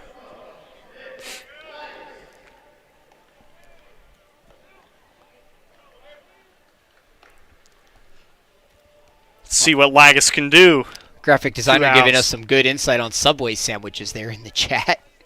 I haven't had Subway in a minute. I miss Publix. We need pub subs. Oh, my goodness. The greatest sub you'll ever have. Chicken tender sub. No better way to go as this pitch is in there, driven out to left center field. That ball is going to get down. Off the Cabarrus Brewing sign in the outfield. They're saying go 3. He's going to try it. Gets held up. Just makes it back to second in time. Still good well-hit ball, yeah. Good breaks right there. Good hustle, hard turn. Force a throw, see what happens. Now I heard the first base coach yelling 3, but just didn't look like he had enough space there. Center fielder got out there quick. He got a good kick off the wall. Best sub sandwich is 1,000% Publix. Is a burrito a sandwich? Oh, a burrito? No, because a burrito's on a tortilla, not bread. As Andrew Thornton takes the first pitch in there for a called strike. Professor Ian Bourne warming up in the bullpen. But potentially we don't have a number on him down there. Coaches are doing phenomenal today. It's 6-1 ball game for Swarthmore. Washington and Lee had an early pitching change, and other than that, it's been a pitcher's duel for the most part. That one's a good chopper ground over ball the to the third baseman. Throw over to first for the out, and that's going to end the inning. Swarthmore leading still 6-1. Go headed into the bottom of the 6th inning here in downtown Kannapolis.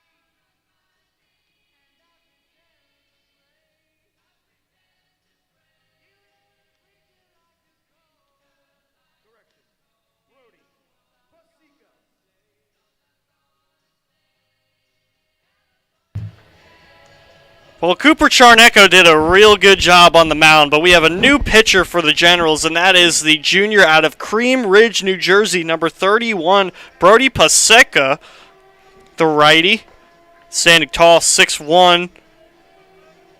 Now let's see what he can do, trying to bring the Generals back into this game, keep Swarthmore at bay.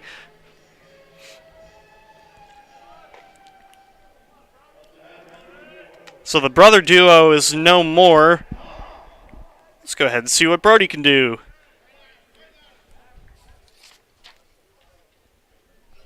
First pitch in there for a called strike. Yeah, Zach Kahn, leadoff batter for the Garnet.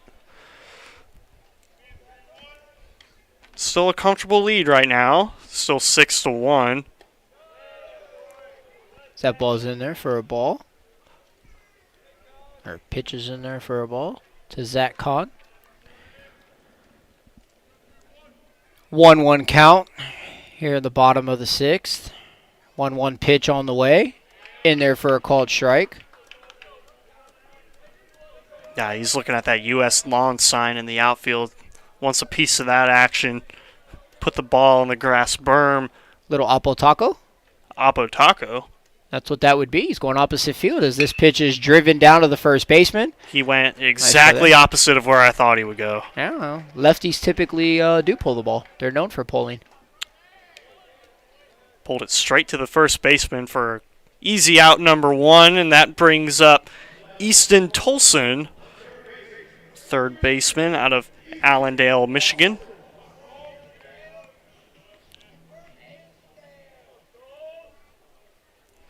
Yell at him to hit it out. Down there on the dugout. I don't know if we're allowed to yell out there to hit it out, but we could definitely give him our support here from the press box. But I think he can do it. We had a big grand slam from Swarthmore earlier today. And I think he can too. You gotta. Although the ball doesn't carry here when it's cold in this ballpark very much. It kind of gets up there and sits for a minute. We've seen him travel out to center field, but they hung up there for quite a bit of time. As the 1-1 pitch is on the way. Except for that grand slam ball. That ball was smoked. I mean, he smoked that ball all the way to Meisenheimer. That was a pop fly out. To number the first 2. Baseman, yes. Everybody over there using the inside bullpen has to scatter out of the way. Brings up Nate Kittredge, the second baseman out of Alpharetta, Georgia, number 24.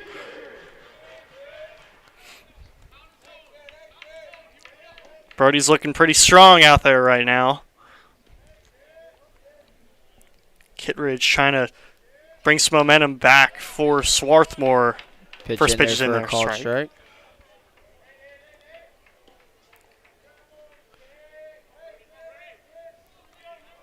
About time for 7th inning stretch coming up here, too. You going to sing for us, Alex, as that ball's driven back up the middle? I think Alex is going to stay on here when we get to the 7th inning stretch and sing for you guys. He does it during our games sometimes. Yeah, he's also our play ball kid. When nobody else is there to do it, I'll do it. Yeah. And I don't want to... all the lovely people that are watching this broadcast right now, I don't want their ears to bleed with me singing the 7th inning stretch, so I'll spare you all, and we'll just enjoy some baseball here. Favorite chip flavor? I love chips, but I don't know what my favorite flavor I mean, you can't go wrong with barbecue. It just depends on where it's from. I mean, I'm a nuts guy. This is driven across the diamond, and nice pick by the first baseman. That'll end it, too. Did you say you're a nuts guy, Alex? Utz. Utz. Oh, okay. An Utz guy. Utz. You know, out of the chip company out of Pennsylvania? Yeah, I'm not the biggest fan of that, but I do like the honey barbecue chips from Lay's. But also make a very good Old Bay chip. After a great play there, great pick by the first baseman there, we're headed into the top of the 7th here, 6-1 Swarthmore.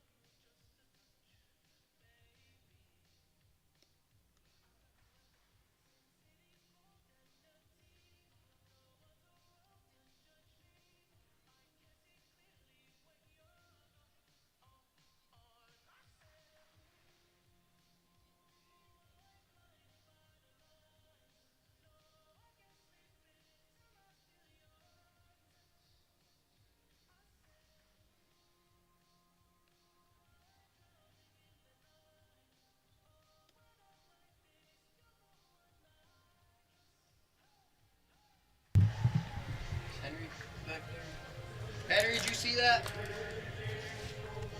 Now we are back at Atrium Health Ballpark. Noah Pothelm has finished his time on the mound, and now we're going to welcome Ian Bourne, the freshman pitcher out of Somerville, Massachusetts, for the Garnet.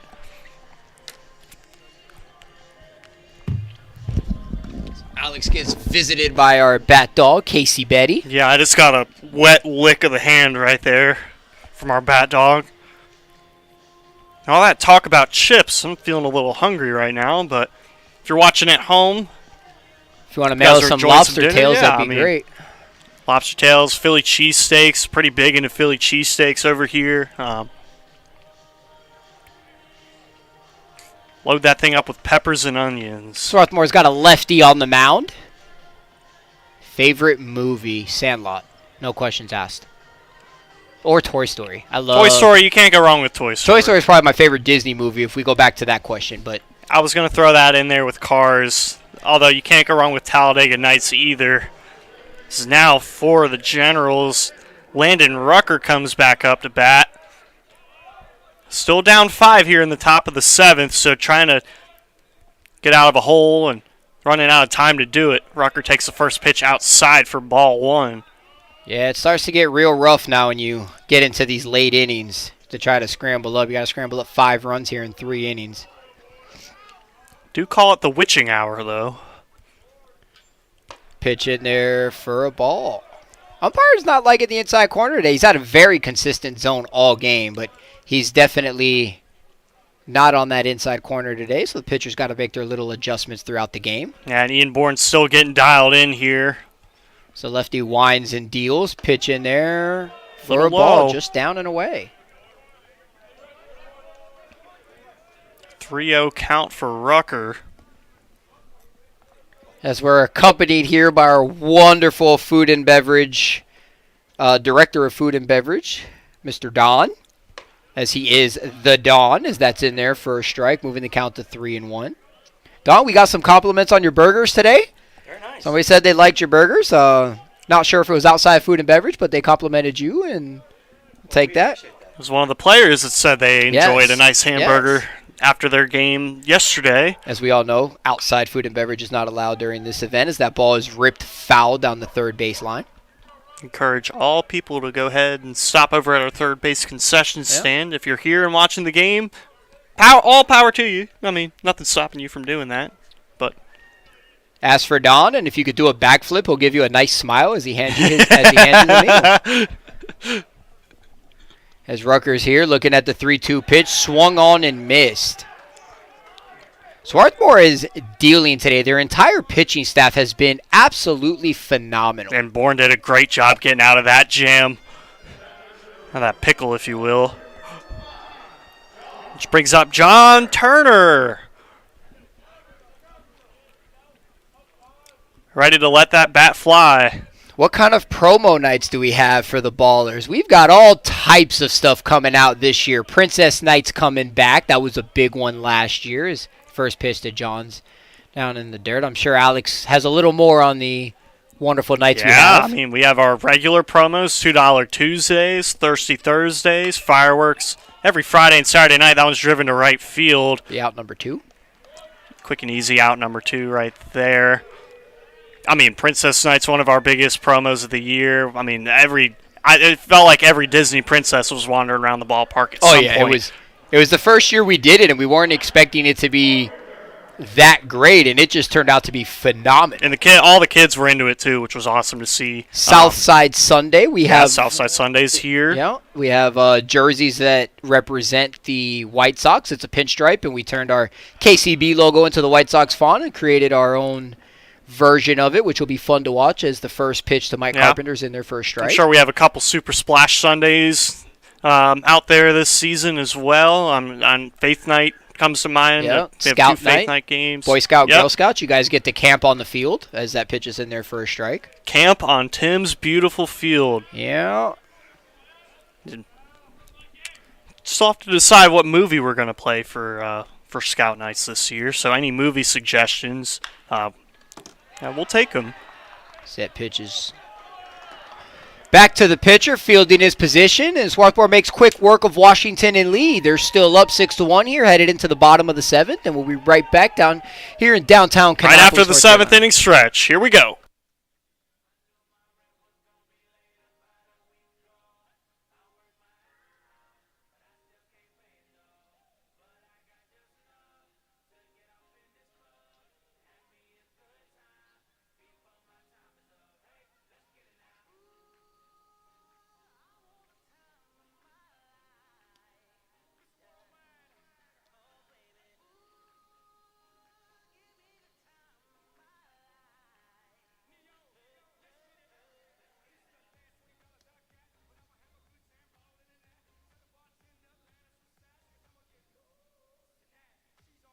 Attention fans, this weekend's D3 showcase is powered by the Kannapolis Kannapolis and the You Deserve a Chance Foundation. The You Deserve a Chance Foundation is a nonprofit organization focused on promoting the game of baseball and leveling the playing field in underserved communities. The foundation aims to bridge the financial gap for individuals and organizations that are unable to afford the spiraling cost of playing youth baseball. To learn more and donate to the cause, visit udacf.org.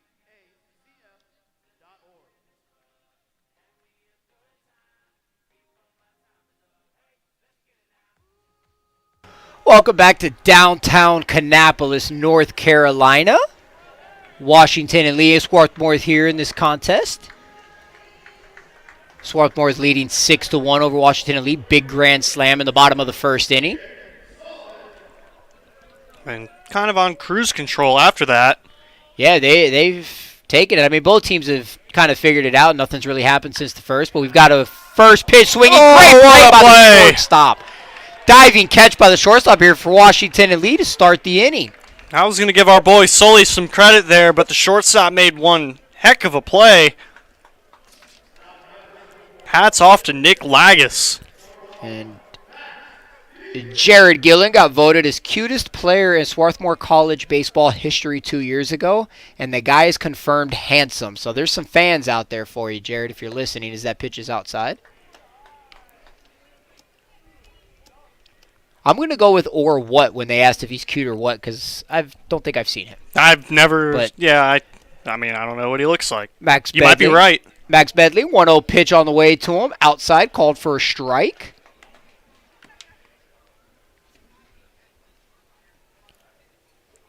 Who's better looking, Tim or Alex? 1,000% Tim. There's no questions asked. I don't even know why that I'm question's not even, coming across. I mean, Yeah, I don't even know why that question's coming across. 1-1 pitch on the way.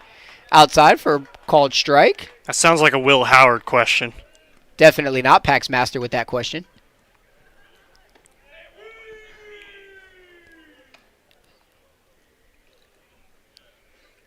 Oh, shout out to pitcher Noah Potholm from his family as this pitch is grounded over to the third baseman. Nice backhanded stop, throw across the diamond for the out. His family is in Harpswell, Maine, and the Bahamas. Are you in the Bahamas living there or on vacation? The Bahamas, I mean, I've been to the I know the Bahamas Bahamas are much warmer than Maine, so I can't blame you there. Maine is such a beautiful state, though. So we bring Silvestri back up to the plate. The left fielder out of Union, New Jersey. First pitch in there for a called strike. Got a little grunt out of there from our pitcher. Yeah, Brody. Brody's getting into it right now. Hey, do what you got to do. But he's doing a good job holding the Garnet at bay since he's come in. A couple quick up and down innings so far. I'll go ahead and knock on wood now.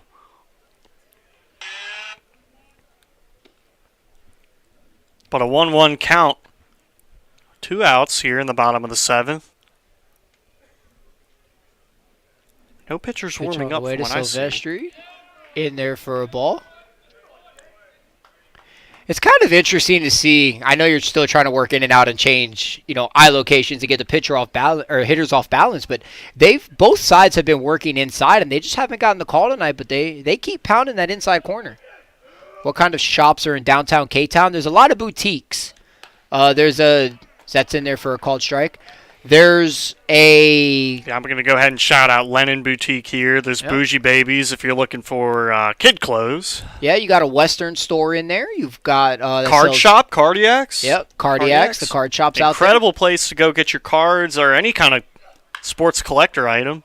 This pitch is popped up, shallow right field. Right fielder's going to be under it, and he's going to make the grab there for the final out of the inning. And we'll get back to all the shops that we have here in downtown Kannapolis as we head to the top of the 8th inning. And we'll take a short break here, 6-1 Swarthmore.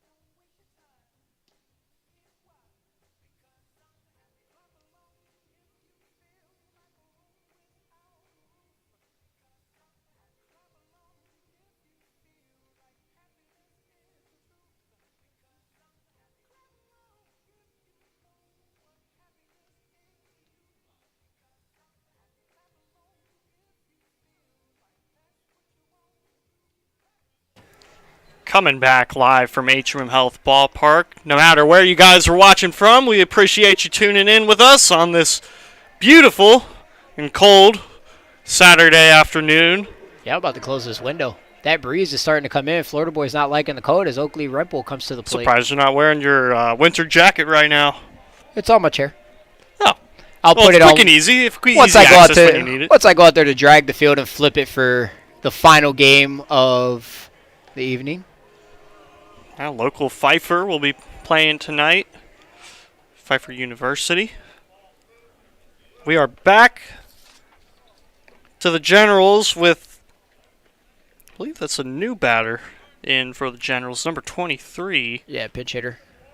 That's Oakley Rempel, the freshman out of Wilmington, North Carolina. Well, I mean, Wilmington's just up the road from us. Actually, it's on the other end of the state. Close enough. It's down by the coast. Beautiful beaches in North Carolina. First pitch in there for a ball. Everybody out here just blessed to be able to get some baseball in as we had snow on the field on Wednesday and Thursday. And I'm amazed at how fast that snow melted, but yeah, that's usually what happens when the sun comes out and it's just powdery snow. yeah, the sun is a beautiful thing, and it we have a is. great grounds crew that got the job done and got the field looking beautiful for the start of our D3 showcase here, and it's Sun held can up really be- well. Sun is my best friend sometimes. As that pitch is in there for a ball. 2-1 the count. Who's your arch enemy? Rain. That's kind of what I was thinking. I just wanted to hear you say it. I love rain, but on off days. Give me rain on off days. Well, rain does make corn. And corn makes whiskey, and that ball's in there in the dirt for ball 3. And we'll let you guys finish the rest of that song, but yeah, rain can be a good thing. Rain can be a good thing when we don't have games, but when we've got to pull out that wonderful, wet, slimy, smelly tarp as this Emphasis ball's on driven smelly. over I to think the it's gonna get bullpen. out. So that ball's going to get out of play. Oakley doing a good job staying alive right now. Eli Fugit wants to know how you feel about Lotus energy drinks. Lotus energy drinks. I drink Celsius myself, and I'm pretty brand loyal, so I can't say I've ever had a Lotus. I don't think I've ever had a Lotus. I like Celsius. I like Red Bulls. Shout out whatever to I can get. Celsius. I don't know how I would get through a baseball season without you. So. Speaking of that, Eli, if you've got one and you'd like to bring one upstairs, I'd be more than happy to have one to get through this last game. Eli Fugit is our wonderful clubhouse attendant as that ball's in there for ball 4. Taking care of these 2 teams while they're here among the Leadoff other. walk. Yep. Eli is the professional field waterer along with myself. He holds the hose for me so I can water the field 6 times before batting Yeah, practice. it's pretty on a interesting. game day. He keeps that fridge stocked with Red Bull down there, too. So surprised you didn't mention Red Bull. The only games Alex is playing is whatever's on the go-kart track. They said you sound like a gamer, and what games do you play? Now, I'm not a gamer. What I are love you, to talk Alex? about. I love to talk about sports. I love sports. I mean, I'm a racer at heart. Baseball's my second passion. I see Eli Fugit down there drinking a Red Bull. Jonathan French makes his way to the plate, gets himself a little adjusted there, steps into the box. Runner on first, no outs here. Lead-off walk to start the top of the 8th. You know, there's not much time to game when you work in baseball either way, so No. not much time. I mean, I love what I do. Beautiful Additions has closed for the day. That is sad. Additions is a bookstore, coffee shop, And they are and incredible. they have amazing energy drinks over there downtown Kannapolis, and That's okay. Lotus, I think, was their energy drink. that might have been the name of one of them. Yes. But Mr. Fugit graces the grounds crew with those almost every morning, and their drinks are phenomenal. Let's go back to the shops here in Kannapolis. I know You got a barber shop up here. We mentioned the slot car track. They also sell slot cars and parts and everything over there if you're ever in the need. There's a barber shop. Who's your barber? Just went up there earlier this week. Did a great job. Very satisfied. Shout out Who's Your Barber. 1-1 pitch on the way. Fouled back. Shout out to Gaelic Alley as well. The Irish pub around the corner. There's a marketplace next to Gaelic Alley that's awesome. If you guys like antiques and unique things that are made and found and resold, I don't want to say it's a flea market, but it's like a flea market setup kind of thing. It's like if they made a Etsy storefront. Yeah, and it's phenomenal. That place has some great things in there. I actually, my favorite purchase item from there that Was it the plunger? Nope, the plunger was off Amazon. But my favorite purchase from there, I got a fart gun from the Minions. And I will be bringing that into the office one of these days as the pitch is on the way. Check swing, no go. Let me know what day you're bringing that in so I can put in my PTO request. Yeah, it's actually pretty cool. It's from the movie Minions. My son loves it. Or what are they on? Minions 6 now or something? Who knows? I just know it's a lot of yellow people. Oh, well hit ball, but that's going straight to the second baseman. Easy double play. I don't know about easy, actually. No, French is safe. Down the line. French has some wheels on him. Hey, he was booking it. What do I know? Tip my hat to Jonathan French there getting down the baseline. General Manager Matt Millward coming in with the Bougie Babies and Hoosier Barber should merge together and rebrand to call Bougie Barber. Bougie Barber. It's I kind of like that. FedEx and UPS merging together to be called Fed Up. Or Barber Babies. I don't know. Who's your baby? Who's your baby? That would be a good one. I got a lot of great ideas, but I'll keep those for another day, maybe another broadcast as Charnecko comes back up. This is Campbell. Swarthmore legend Cole Beaker will be in attendance tomorrow. Great interview as well. We'll definitely see if we can get a hold of him, maybe bring him up to the press box. That'll be a fun one to have. Cole, apparently you're a legend. We're excited to have you tomorrow. Oh, French is going to get away. He's using those wheels again, and he'll make it to second base easily. Ball in the dirt. Catcher can't come up with it. Well, we've got one out here. Runner on second base for Washington and Lee with a 5-run deficit, looking to chip away at it and try to make something happen. They've only got about an inning and a half left. Well-deserved Lightning McQueen sound effect there from our press box. French definitely using his wheels. And Charnecko's trying to bring him home. Pitch is high. 2 balls, no strikes. 1 out for the Generals. Still trying to mount a comeback here. Favorite childhood snack?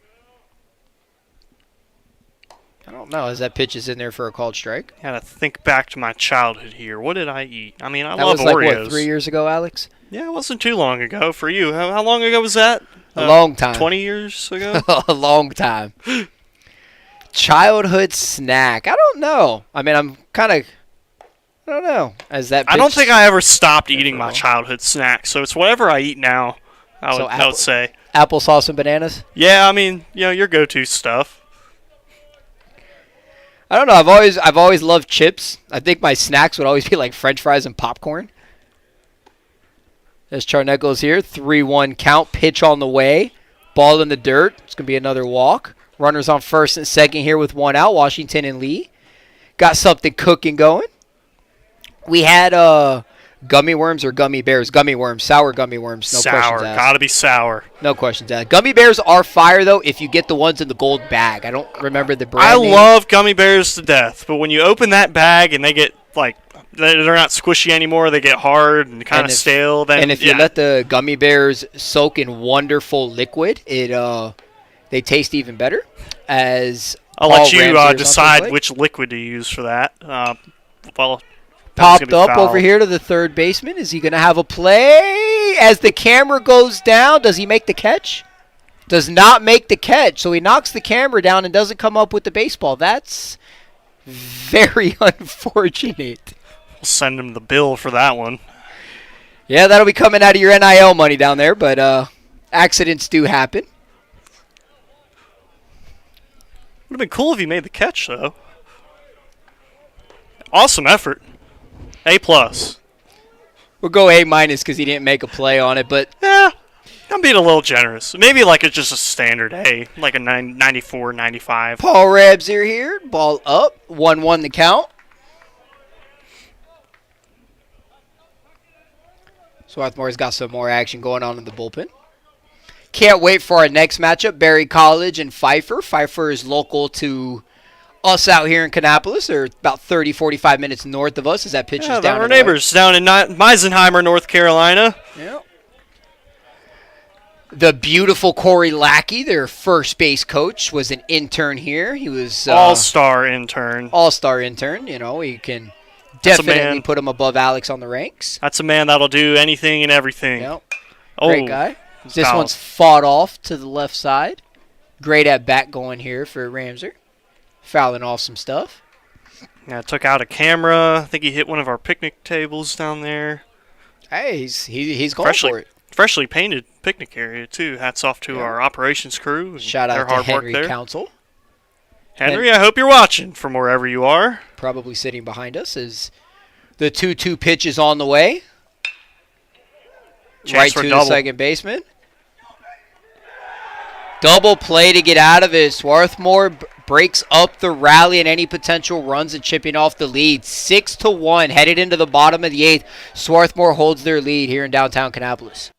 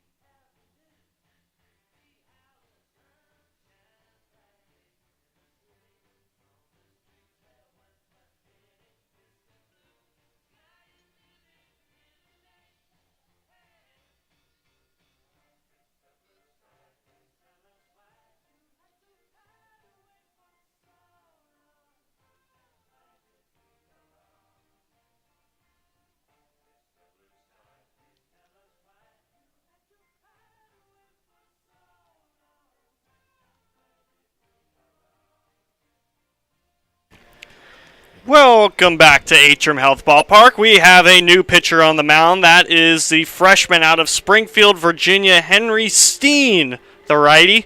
Standing tall, 6'4", on the mound. Trying to keep Swarthmore at bay. Which bay, Alex? Can't think of a bay around here other than the Chesapeake Bay, but that's kind of far.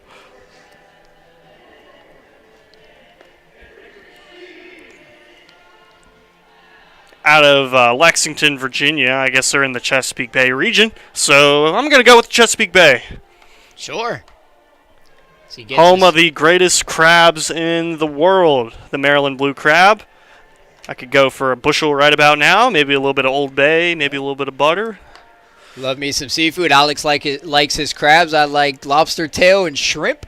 So we are taking we're taking any kind of seafood deliveries up here. If you're willing to send us some crabs or lobster tails, we will give them a good home in our bellies. We're getting close to dinner time around the East Coast, 5 o'clock. For those of you wondering why this is a different broadcast than what you might have had last couple games or yesterday, it's because I am the head groundskeeper and Alex is one of our sales reps, and we're just up here kind of clearing the airwaves for you and dead airwaves and enjoying baseball and getting to do something we don't normally do. So if you have any questions now or when we get to the Piedmont game, we'll be back up here or not the Piedmont game, the Pfeiffer game. Sorry, we'll be up here doing this again, just enjoying it, answering questions. Anything you guys might have about the field, Kannapolis, or anything like that as that pitch is up and away for ball one to Benjamin Buckman, number 12. We're here to keep you entertained and talk about baseball. And not sure how entertaining we are, but we're trying. This pitch is in the dirt for ball two. Ball two for Buckman. There's a lot of B's. Ben Buckman, ball two. Back to baseball. Steen's still trying to get dialed in on the mound right now. 2-0 pitch, swung on and missed. That was a big hack. Trying to hit one out there to Towel City Tower. And I'll give Henry some credit here. 85 miles per hour is what we clocked that one at. How fast do you think you can throw, Alex? Maybe like 20. It's a good start. Pitch is fouled straight back.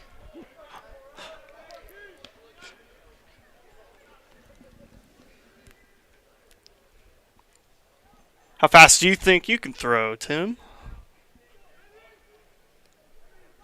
Thinking about 60, 70? Yeah, maybe. Until my arm flies off.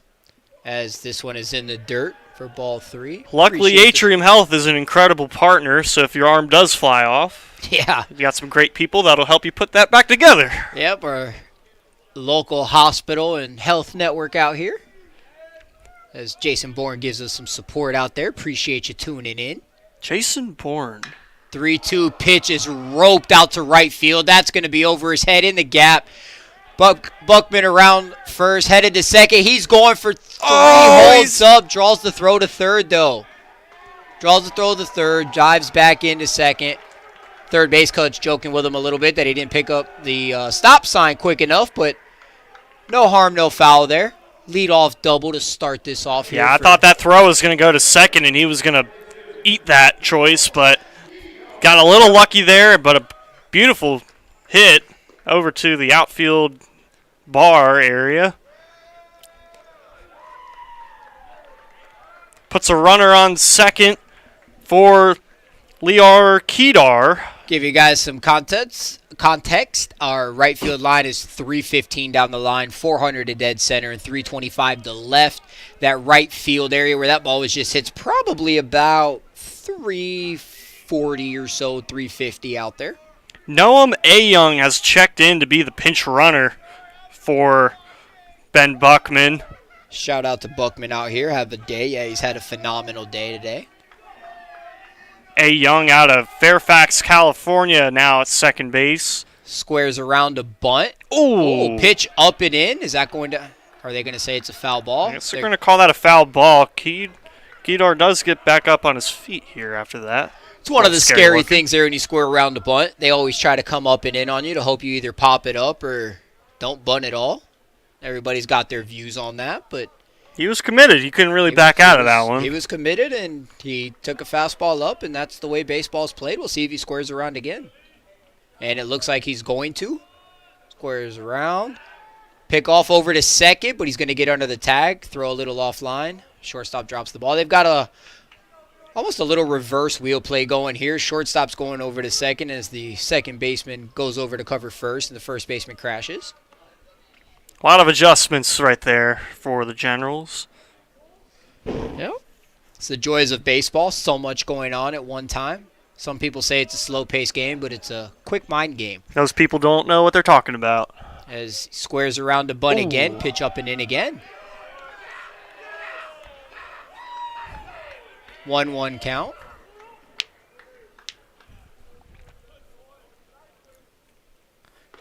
Making sure A. Young doesn't have any tricks up his sleeve here at second base. Not saying I'm surprised they're bunting, but part of me has it with a 5-run lead. But as that ball's in the dirt, that's going to move the runner over to third. No need for a bunt now unless we want to do a safety squeeze. It's also, as easy as you think it is, it's very hard to pitch when somebody squares around a bunt because it just kind of plays the mind game with you. You've got to throw the perfect pitch that you tend to just overthrow, choke the baseball a little bit, and you know, things happen, and that's why a lot of guys square around with no intentions. But pitch on the way, in there for a called strike. Was the count to 2-2? See if they could get across another insurance run here. Try to go into the top of the ninth with a bigger lead. Pitches away. A couple guys doing their version of a Juan Soto shuffle. Full count now. 3-2 count. 3-2 count. Infield is in, leaving the middle wide open.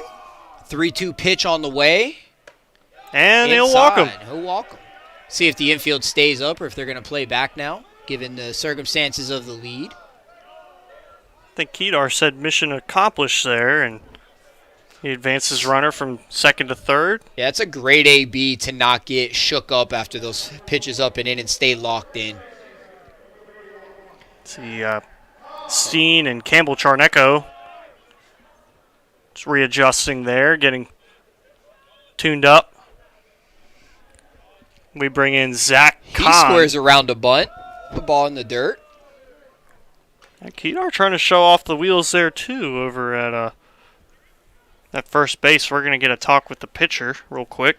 Yeah, probably trying to regroup here. I don't think they expected him to square around, and they did. Now they've got to kind of figure out what they're going to do here. Do we just let him take second base? Do we just let him bunt? What are we trying to do? A lot of times guys just square around when they see you're struggling and just tell you to throw it there, and I'm going to do this until you throw a strike. Best Trump impression. I'm not very good at impressions. I'll let you take that one, Alex. I'm also not very good at impressions. I'll kind of stay away from that one. This is Steve Irwin. I can do Steve Irwin. Yeah, we heard that. It was phenomenal, Alex. Phenomenal. Well, thank you. No problem. I've been working on that one for years. Not really. That was just kind of on the fly. Pyre goes out there, breaks up the mound visit. Everybody will trot back to their positions.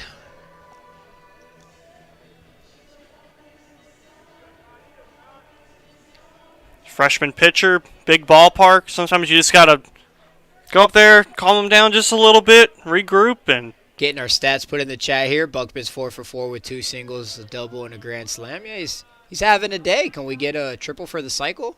Don't think he'll get another at bat as that one's fouled straight back. Hits our press box ball there and almost hits another camera. As we thought Walker Brook was going to dive out there and make the play. Enjoying some French fries over there. I don't think any of us brought our gloves, so that one was pretty close. We got the windows open, too, so that's... Square around the bunt, gets it down to the pitcher. We're going to go over to first on this. That'll score a run and get the first out of the inning. Runner moves up to second base, and that'll extend the lead to 7-1 Swarthmore. Do your best Mario impression. It's a me, Mario. I can't. I'm not even going to try that one. Easton Tolson comes up.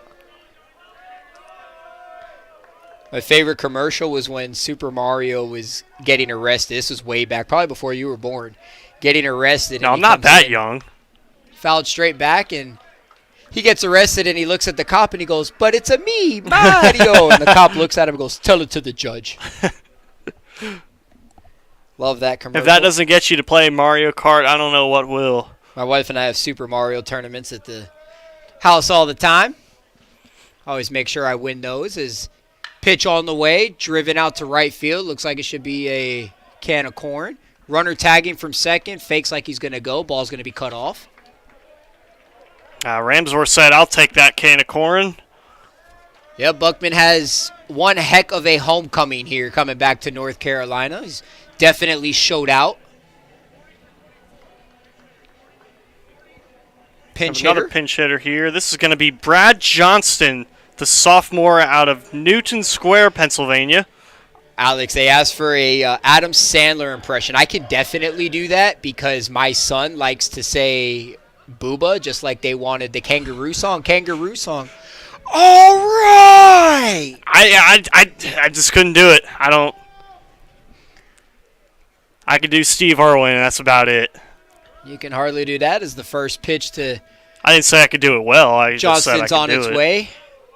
Dude, catchers are doing phenomenal today. They have been, I'm not going to say brick walls, but they've been walls back there. They've been scooping everything up, keeping everything in front of them. They have done phenomenal when their pitchers have gotten into a little bit of a struggle. It's great to see that pitch is in there for a called strike. Might be more like a rubber wall. 2 outs here. I don't know if rubber walls are even a thing, but not letting that ball get past them very far, and they're not really deflecting off of them that much. So, A+ for the catchers today. That pitch is outside, moving to count to 2-1. Would it be weird if I told you the field looks cold? How does the field look cold?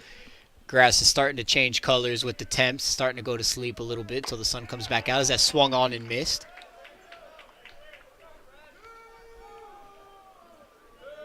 As the groundskeeper, my eyes are all over the place right now. I think the grass looks a little thirsty right now. Definitely does. Cold tends to dry it out. Now, there's no snow or frost on the grass, but that was driven This to is center field. blooped out to shallow center field. That ball's going to drop and score a run. Manufacturing hits. That's the definition of manufacturing a hit right there. Ball jams him inside, not trying to do too much with 2 strikes on him. Just pokes it out there. Center fielder playing a little deep, and that ball drops. That'll be an RBI single, making this game 8-1. Max Rothward comes back up, top of the lineup. Scoreboard had a little glitch out there, got a little friendly, gave him 18 runs for a second, but we made sure to get that fixed quickly. But, all right, like we said, we're all front office employees working different positions today. This isn't our normal spot, so we're all learning what everybody does, getting a feel for and respect for everybody's positions. As the first pitch to Rothward is in there for a ball. Got to find some kind of fun when we're out here for these long days. Long and cold days. Yeah, but, you know, it's what we do is pitches in there for a called strike. If you love what you do, you'll never work a day in your life. Thoughts on Uncrustables versus regular PB&J. Uncrustables all day, every day, 15 seconds in the microwave. Bite off the top of it so the air can come out a little bit. Let it sit for about 30 seconds, and then you are living pretty. And as my favorite clubhouse attendant will know, after your Uncrustable, you have to have a cheese stick. I think I'm going to lose support from everybody watching this broadcast right This now. ball's in the dirt. Runner's going to advance to second as that ball trickles up the line. If you tell me you don't like Uncrustables, Alex, we might fire you. I'm just not going to say it. But I think you can put 2 and 2 together. That looks like a pinch runner over on second. That Fun was fact not about Max Johnston. Uncrustables, minor league baseball players live off of Uncrustables. You can't keep them in stock. If you're involved in minor league baseball at all, you live on Uncrustables, except for me. That was a well-hit ball. Pitch is going to stay fair. That's going to score another run. It's going to be a 9-1 game. He's cruising in there for second. Throw's not going to be in time. Andrew Furco, the pinch runner there out of Wilmington, Delaware, the freshman, he scores. Swarthmore with 11 hits on the day. Their bats are waking up or already awake, whatever you want to call it. It is a 9-1 ball game here in the bottom of the 8th. Alex, if he goes yard here, this is game over. I know. I was about to mention 10. We do have a 10 run rule. 10 after 7, and they are the home team, so Home if run he would end it. goes Yayita right here.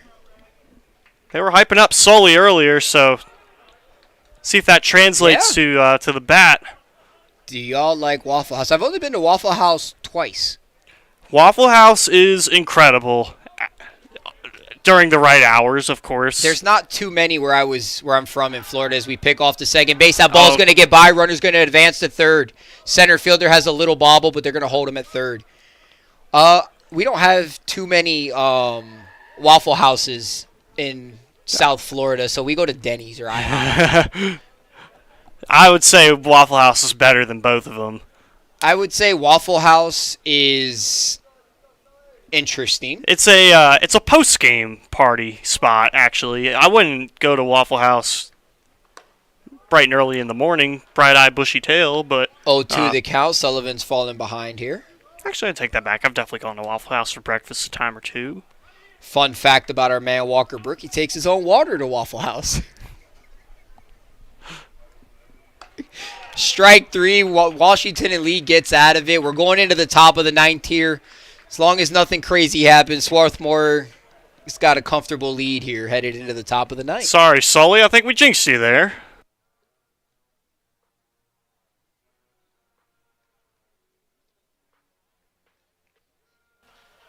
I think I'm going to come back off break quickly for that one. Why is North Carolina better than Florida?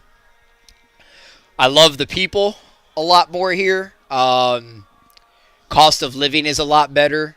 I like small businesses. Everything is commercialized down in Florida. You get to see all the seasons change. I was asked this a couple years ago when I first moved here on an on-field interview, and they were all shocked to hear that I was 30 years old and I had never seen the leaves change colors until I got here. And that is a lot different as we got a sidearmer on the mound. Love sidearmers, but I just love everything about North Carolina. I'm done with the big city life, and I love where I'm at. I love the organization I'm with, and everything here is just, in my opinion, better. I still go back to Florida from time to time, but it's definitely not my first choice. Speaking of South Florida, that's where our pitcher's from. He's from Coral Gables, Florida. Coral Gables, Florida. Let's go. Coral Gables is the home of University of Miami. The real U. The real U. The U. Ed Reed, Ray Lewis. Yes. I mean, like they coined that. Back when they played real football and not whatever that is. Like Crooks versus Convicts era of football. Yep. It was the Catholics versus the Convicts. Sorry, Catholics versus Convicts. And that was against Notre Dame. Loved that era of football down there. This is Peter Frometta, again out of Coral Gables. He's a sophomore righty. Beautiful sidearm pitcher. We're going to get a lot of pinch hitters here, I feel like. Armor. I had 3 different arm angles when I pitched in high school, which is probably why I'm sitting here and not on a mountain somewhere. Did you ever throw almost like a submarine pitch? Yep. I threw like a Darren O'Day. I threw over the top 3/4, and then I'd come down underneath like a young Kim who pitched for the Diamondbacks. Absolutely. You know who that is? I've heard of him.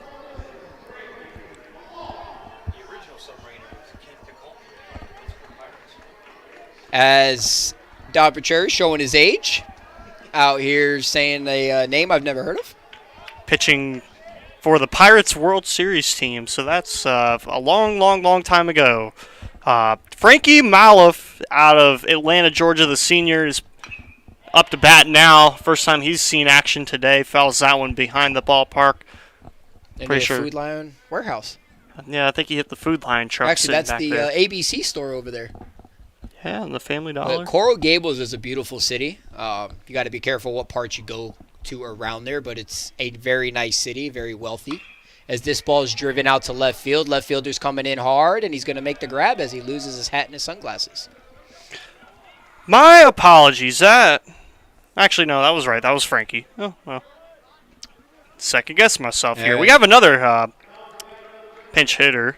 As we approach the final outs of this, once the second out is made, I will be headed down to the field to get ready for Game 3. But it was a pleasure talking to you guys. And if you're around for the final game between Pfeiffer and Berry College tonight, I'll be back on that broadcast. But it was a pleasure talking to you guys. Keep the questions coming as that ball is up for ball 1.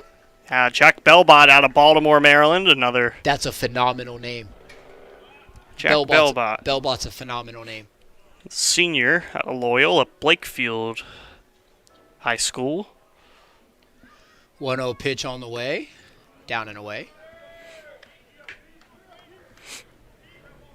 Yeah, they're trying to make something happen here in the top of the ninth.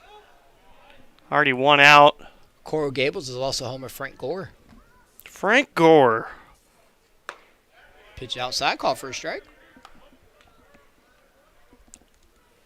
If you ever want to know what the game means to people, when Frank Gore was with the 49ers and they lost that Super Bowl, there was a bar nearby that we'd always go to, and that's pretty much where he enjoyed his time out because he could walk there, and swung on and missed. And they said he hadn't come out. His parents had said he hadn't come out of his house in about 2 months after he had lost that Super Bowl. He was so devastated from it, but then he got back into it and kept moving. But turned into still one of the greatest running backs out there of all time. Very long career for Frank Gore.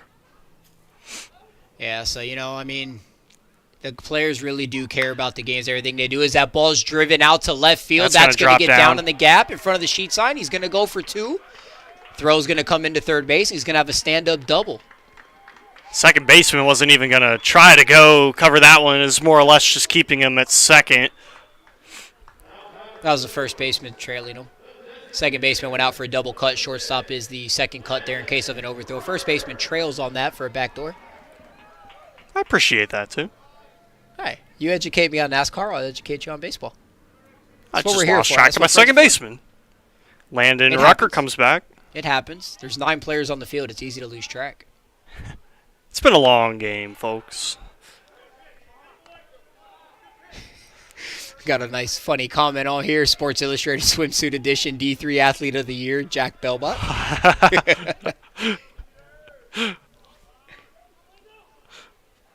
Apparently there's some competition over at Washington and Lee. Yeah, cutest athlete or whatever going on. The chat's having apparently it's Belbot if he's making it to Sports Illustrated. As Landon Rucker looks for his 1-1 pitch. Trying to bring Jack home. He's got a very nice batting stance. I respect that. His mechanics and his form and everything out there is phenomenal. Let's see if he can do something with it. Almost getting jiggy with it there as he gets ready for the pitch. Ooh, hit him. He takes one to the thigh. Don't rub it. He bat flips back and jogs down to first. That looked like it hurt. 82-mile-an-hour pitch. Runners on first and second now with 1 out. Brings John Turner back up to the plate. With the chance of a double play, I'm going to go ahead and sign off. It was a pleasure with everybody, and I'm going to go get ready for Game 3 of this D3 showcase here in downtown Kannapolis.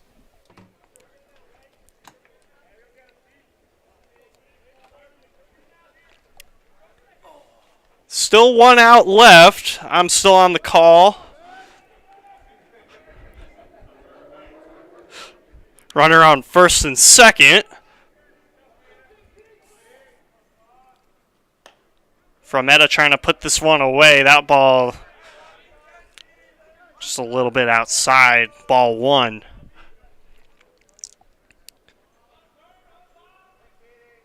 Both teams have played well. Nothing to discredit Washington and Lee, but Swarthmore really turned it on there late. Now that's another almost hit by pitch. Turner just getting out of the way of that one. But trying to be a hero here and at least add some garbage time runs.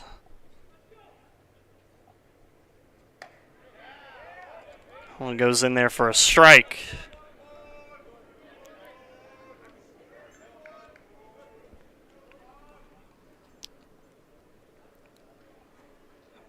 Both runners ready to go, saying, bring me home.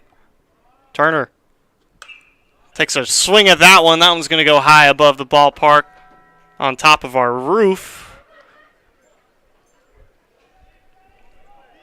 For a 2-2 count.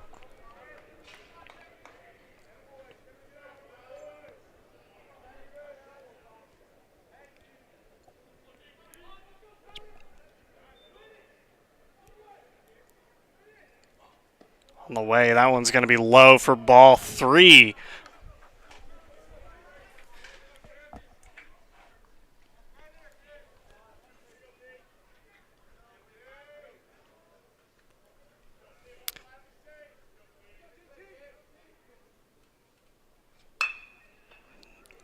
You were correct. Ball don't lie. That one's going to get by. Base hit. Bases are going to be loaded. Mike Carpenter's going to come up with a chance to bring Washington Lee, well, I wouldn't say back in this game, but it would help a lot. Still down 8 runs.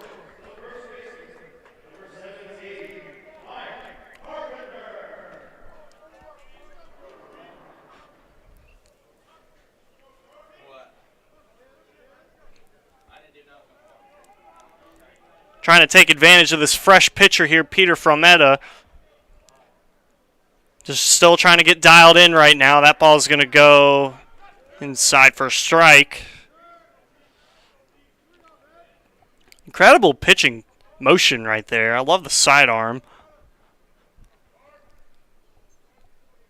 But as the sun goes down at Atrium Health Ballpark, running out of time for a comeback for Washington Lee. That ball's way upstairs for ball 1.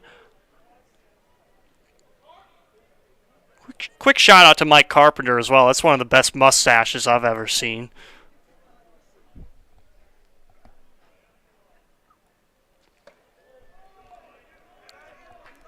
Outside for ball 2 there.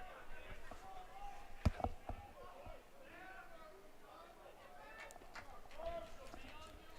lot of carp chants coming from the dugout.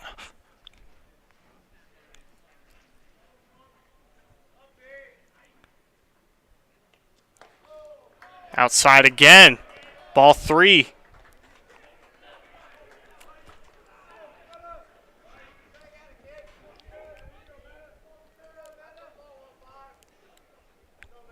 Carpenter trying to show some discipline here. Might score a run without having to swing the bat.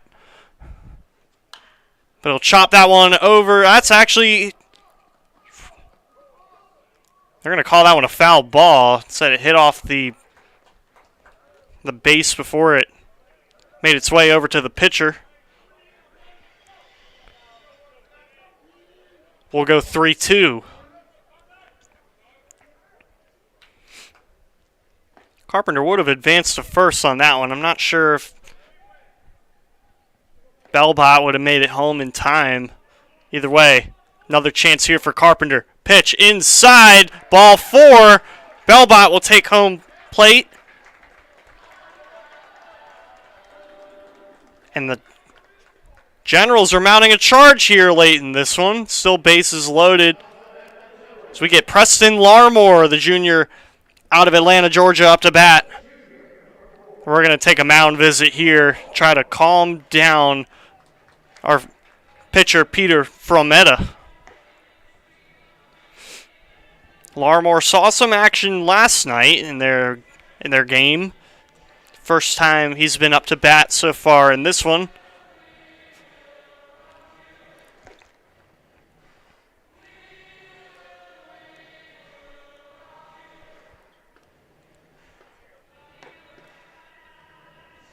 Can't imagine they'll pull Frometta out of the game on this one, but keeping him in there, letting him get out of this jam that he's in. Still 1 out, bases loaded. Still a comfortable lead for Swarthmore. If anything major were to happen here, they'd still be fine. Washington Lee still trying to make it interesting. That one's going to miss for ball 1.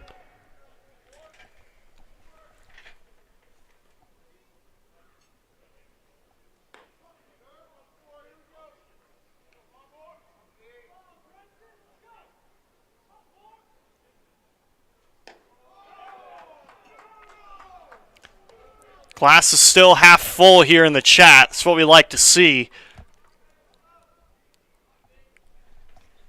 It's definitely not over. Larmore trying to be the hero. A little bit of acting there, but that's in there for a strike. It'll be 2-1.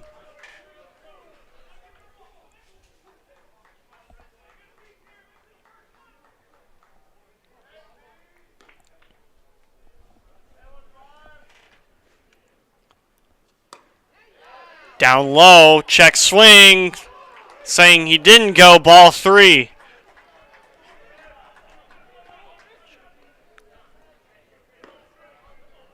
This is where you want to be if you're Larmore.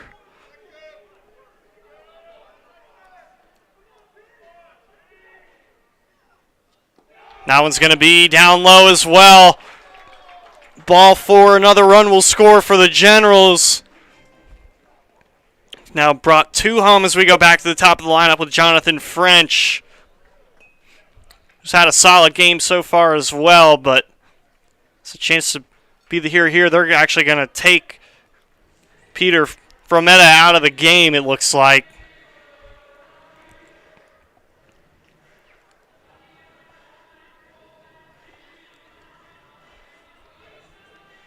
Generals not going down easy here. They want to make this one interesting. They said we're not done playing baseball for the day.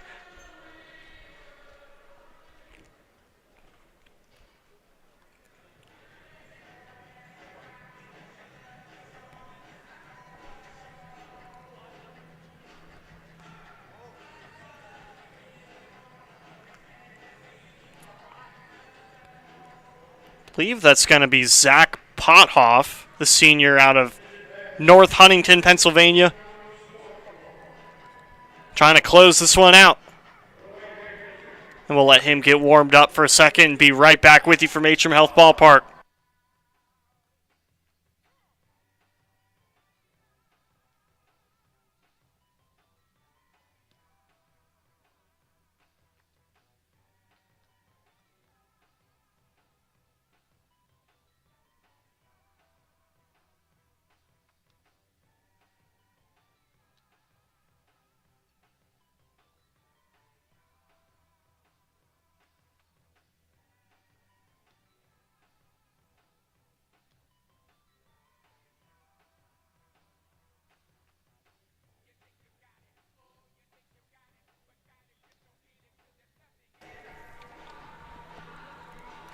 Jonathan French ready to come up to the plate now for the Generals. Bases are still loaded. Just one out.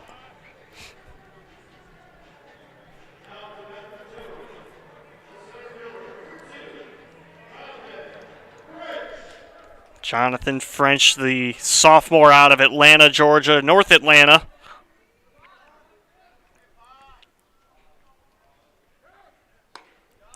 Thought about a bunt there. It's a little bit of a dangerous call.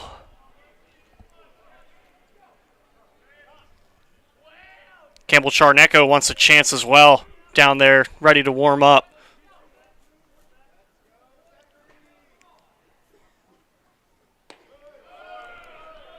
That one's going to be down low, 1-1 count.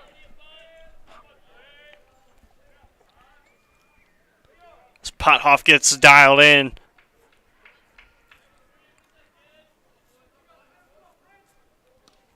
Outside, third runner on third is going to come in and score easily. Everybody advances.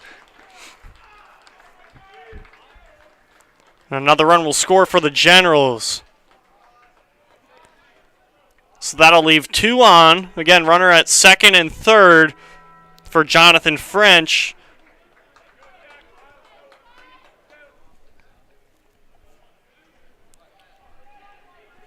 Trying to bring him home. Score a couple more here late in the game. Fouled above the ballpark. We're going to call it a 2-2 count.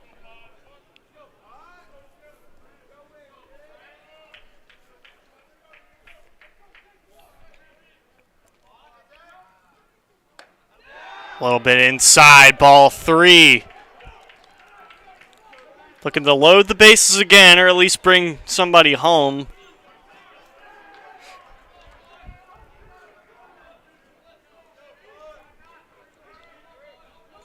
Pothoff figures out what he wants to do here. Swung on, popped up. That'll be in play. And out number 2 for the Generals. The Garnet have one more. Campbell Charneco might be the last bullet in the chamber for the Generals.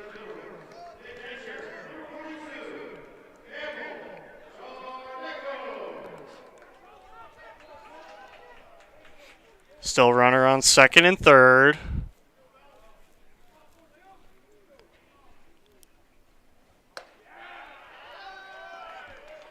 Paints the corner there. Strike one.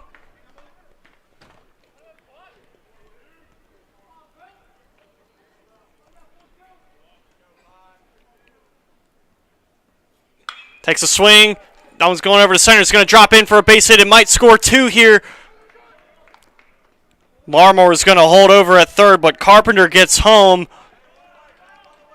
Another run for the Generals. Runner on first and third. It is 9-5. 4 runs have scored already. 4 more would tie it.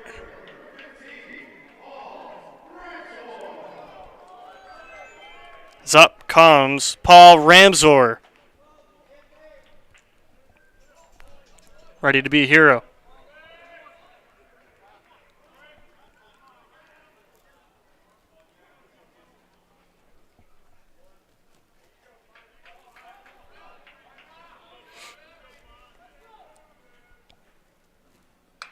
Swing and fouled back for strike one there.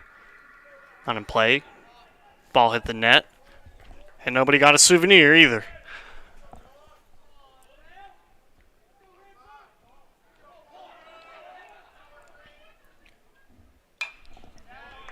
That one's going to be fouled out as well. So an 0-2 count for Paul Ramsor.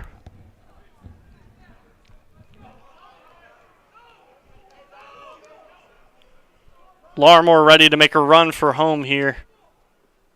That one's going to go outside, ball one.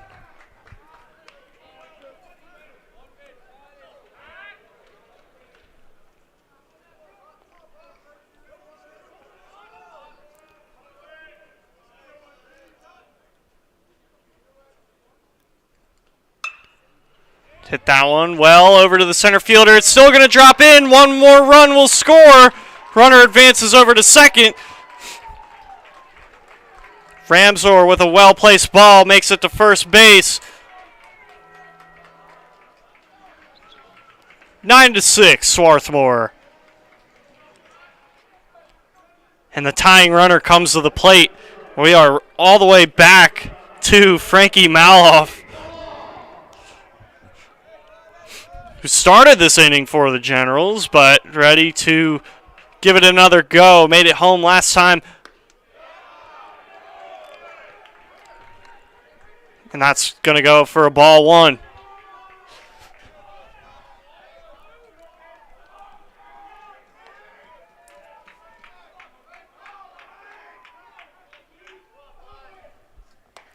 Swing on that one. Strike one. We're just trying to feel it out just a little bit.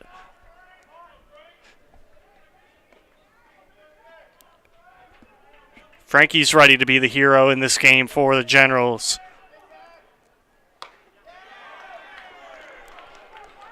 But running out of chances. Strike two.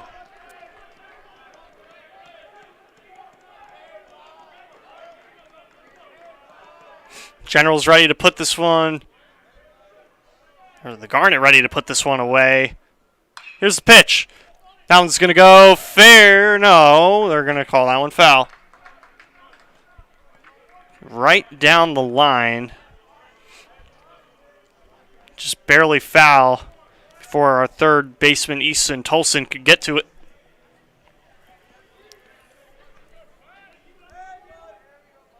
Frankie's staying alive now.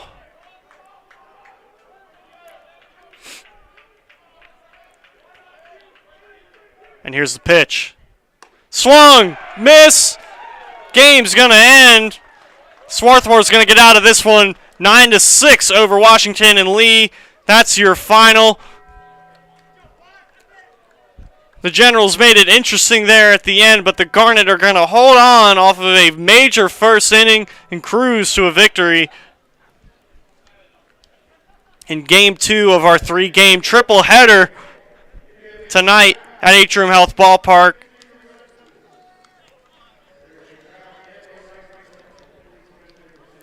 So we see the Pfeiffer Falcons get ready to take the field here in just a little bit. Appreciate everybody tuning in, no matter where you were from, and hopefully we could keep you guys entertained, and hopefully you guys had a good time. We will see you in just a little bit. Game 3 should start in approximately 40 minutes, coming up at 6 o'clock. For Barry and Pfeiffer.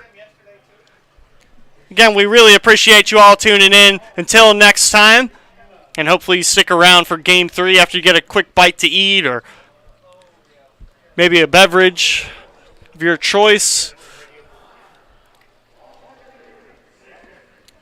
But until then, this was Tim Siegel along with myself, Alex Seufert. We appreciate you guys, and we'll see you in just a little bit.